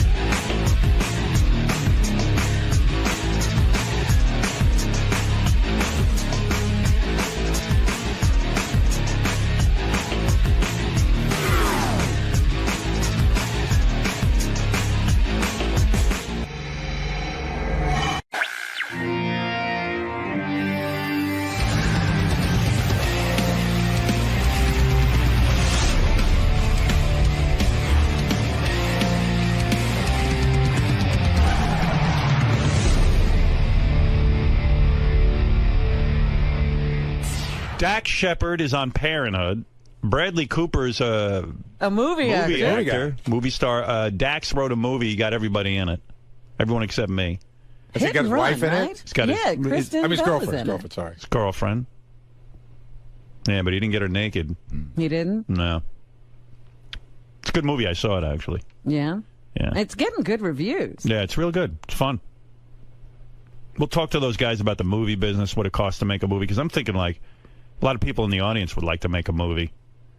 And it seems like Dax got it done for a couple of bucks. There's room now. They're not making that many movies. I think you could make a movie now and actually get it shown. Seems like if you can make a movie, like, real cheap, they'll let you make one. So we'll And find show out. it. What's cheap? Nowadays, I don't know. We got to talk to these guys. Let's see what Dax makes these movies for. Yeah. All right. Let's take a break. We'll find out about the movie business in a minute. It'd be good for some people like Eric the Midget and Bobo. They're thinking of making a film. Yeah. Yeah. So They're collaborating. Right. Yeah, they're writing. They're in the studio writing now. All right. We'll be back right after these words. Bradley. Hey, welcome back, man. You don't look as nervous this time. I was nervous last time. Was I? I can't remember. Well, it was your first time, and but he made me feel comfortable. Yeah, it was a good interview. I remember. It was pretty cool. So you're here with there's Dax. The big man. How's it going? Good. How you doing? Not bad. Not bad. What's going on, Dax? You know, it's what time is it? 6:40. Yeah. You got a fucking camera right in my face. Yeah. So that's yeah. How you doing? A lot better being on this side of it. So Would you wake up at 4 preparing for this? Yeah, exactly, for this wonderful interview. But hit and run. Yes, sir. Hit and run. That's what you're promoting? You better believe I am. And I'm the sure, shit out of it. And I'm sure that's all you'll talk about today. Yes, hit and That's run. If something didn't happen in So hit and run, you look great. there's no way I possibly look great. I know, I haven't received any makeup yet. We're actually cutting into my makeup time, and I'm going to look like shit on the... What's the name of the program we're doing? We're doing the Today Show. I'm going to look like shit on the Today Show all because of this interview. Which goes where? To your fucking blog or something? Exactly. Where does this thing go? It's Howard TV, but I run it out of my basement. Maybe we give it a little... We'll give it a little time. little breakage. All right. Now would be a good time to cut this up. Okay. All right. Good luck, fellas. So doing Bradley first. He broke up with Renee Zellweger 2 days after his last appearance here. Wait, so can I just say something, Howard? Here's the thing. He came here. He sat here. He knew it was over. So he's a big fan of the show. My question is, what's it like to do your show knowing that it's over, but you can't say it? That's what I really... Lying. Yeah, no, and knowing that he has to lie to you. I love that whole idea. All right. Dax Shepard and Bradley Cooper are in a movie together called Hit and Run. Both guys came in today. Look at this. Hey, what's up, man? Look at you dudes. Where's Dax? Duty or pee-pee? Oh, my. What's it? Dax, what'd you take a dump? Yeah. Hey, man, we work here. Not very professional. Good to see you. Thank you. Look at these two handsome fellas. Oh, thank you. Look at movie stars. All right. I love it. I love it. That's what I love. A television star and a movie star on Well, one couch. hey, you're both in the same movie. Now, Dax, when you get Bradley Cooper to be in a movie, Yes. because you wrote this movie and you directed the movie. Yes. But Bradley's a tough guy to get because of the success of Hangover and all of that. His quote is very high. Yes. Well, so do you call in a favor? I absolutely do. And let me just say, are you guys personal friends? Yeah, we've been friends for over a decade. Best friends, pretty much. So how does that work? Do you ask him directly, or do you have to call his agent? No, I ask him directly. In fact, I call him and I say, hey, I want to do a car chase movie. I want to write a role for you in the movie. What do you think about that? And he says, yeah, I would love to do that. But Bradley, you have a quote. Why do you say that? Yeah, I mean, yeah. Can you say no to Dax?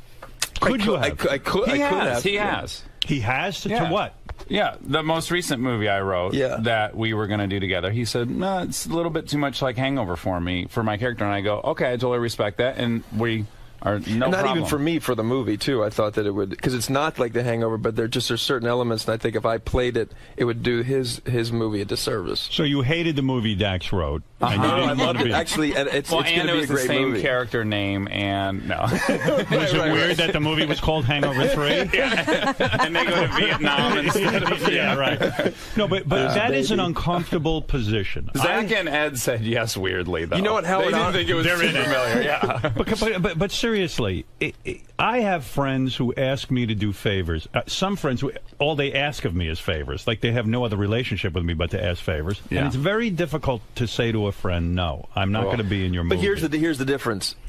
It's a no-brainer because you know him. He's one of the smartest guys I know. He's one of the most talented guys I know. I'm one of the most talented and smart guys you know. I don't know you that well. You know me well enough. Well, you're to not say one of. You're the most. You're the smartest. So it's he's actually doing me a favor, and it wound up being correct because it's a really fun. You saw the movie. I love the movie. Yeah, I mean it's really good. I saw it last night. I enjoyed it. You watched it? Yeah, That's I loved so it. Flattering. Thank you. Yeah, no, I loved it. I thought it was great. And did Beth like it? Did she swoon? She didn't see it. What? She went out to a movie premiere. Oh my God! Oh, great! What movie? She went to see. What are you saying? She went to see a real movie? What are you saying? She went to see a movie in a theater. No. She saw something with Gwyneth Paltrow and. As long as it's not one of our competitors, the bicycle movie or the horror movie, then I'm is fine. Gwyneth Paltrow in any of those movies? She's in both those movies. No, I don't think she's in either of those. Now it seemed to me you called. I went to. I want to acknowledge. I went to Jimmy Kimmel's party.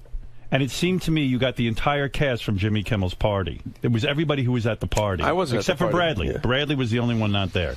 Right. Well, I mean, I think the only person in the movie that was at that party is Kristen. So I also Tom Arnold. Yes. Well, you're right. You're That's dead right. No, I went through it. Yep. You're right. Was this a party in Los Angeles? At Kimmel's party for Stern. That's the big okay. party. That's right. I never heard about it. Yes. Oh, well, you'll come this year. Okay. Yeah, you have to come to the party. It is the party of the year. It really is the party. It's What happened I've been there? to a few parties. Well, what's amazing is you see A-list celebrities tooling around a party, terrified to talk to him. It's just a really fun I go to the dynamic. party and no one will talk to me. It's like when they all have fun. It's a party in your honor. Was it that for no your one speaks birthday, to or you. was it just No, because I never go to L.A. Jimmy uses that as an excuse to have people over to his house. Okay. Yeah. And that's it. But it's a really great party. Even you fun agree because party. you've never wanted that party, and both I like times it. you've left in a really great mood. Bradley, you were in the movie The A-Team. Yeah. The A-Team was directed by a guy named Tony Scott. No. Joe Carnahan directed the A-Team. Why do I think Tony Scott directed that? Because they produced it. The Scott brothers produced it. Oh, okay. Yeah. Because the guy just killed himself. I know. We just read about that. Did you know this guy? I've met him once. And he's Ridley Scott's brother. Correct. He And directed Top Gun. He directed Top Gun and Top Gun. True Romance. Right. Yeah. Why would you kill yourself if you're a successful director? I could understand if you're not. But why? Yeah, this guy made it. Yeah. Well, there's got to be stuff going on, obviously, that we don't And know also, about we yet. don't know that he... I mean, is it confirmed that he killed jumped himself? off a bridge. He pulled his car over to the side of the road and left a suicide note. I heard Bradley stole his girlfriend. But we know. No, I'm just... Occam's razor would suggest that he probably committed suicide. Before we get into the movie and how because a lot of people in my audience want to make a movie, so we're going to get a lesson in that from you guys. Great. Because, How did Dax learn to make movies?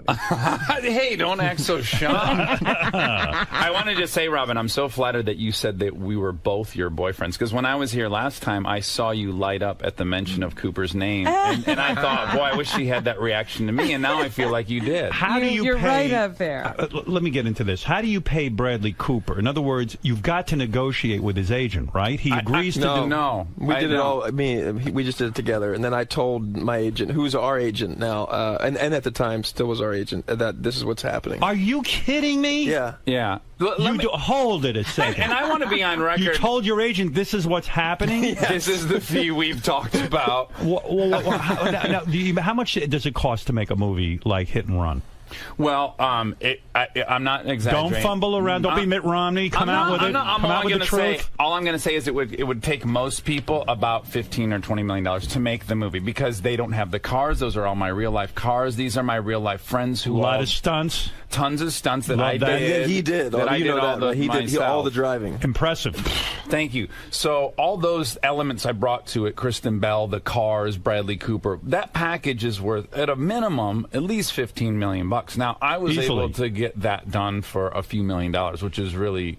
So what do you offer Bradley? Let me be his agent, because his agent probably wants to pull his hair out. He has ownership. Like all the actors in the movie, we all share if the thing does well. We get a piece of the action? Yes. But where does the money taste. come from? No salary.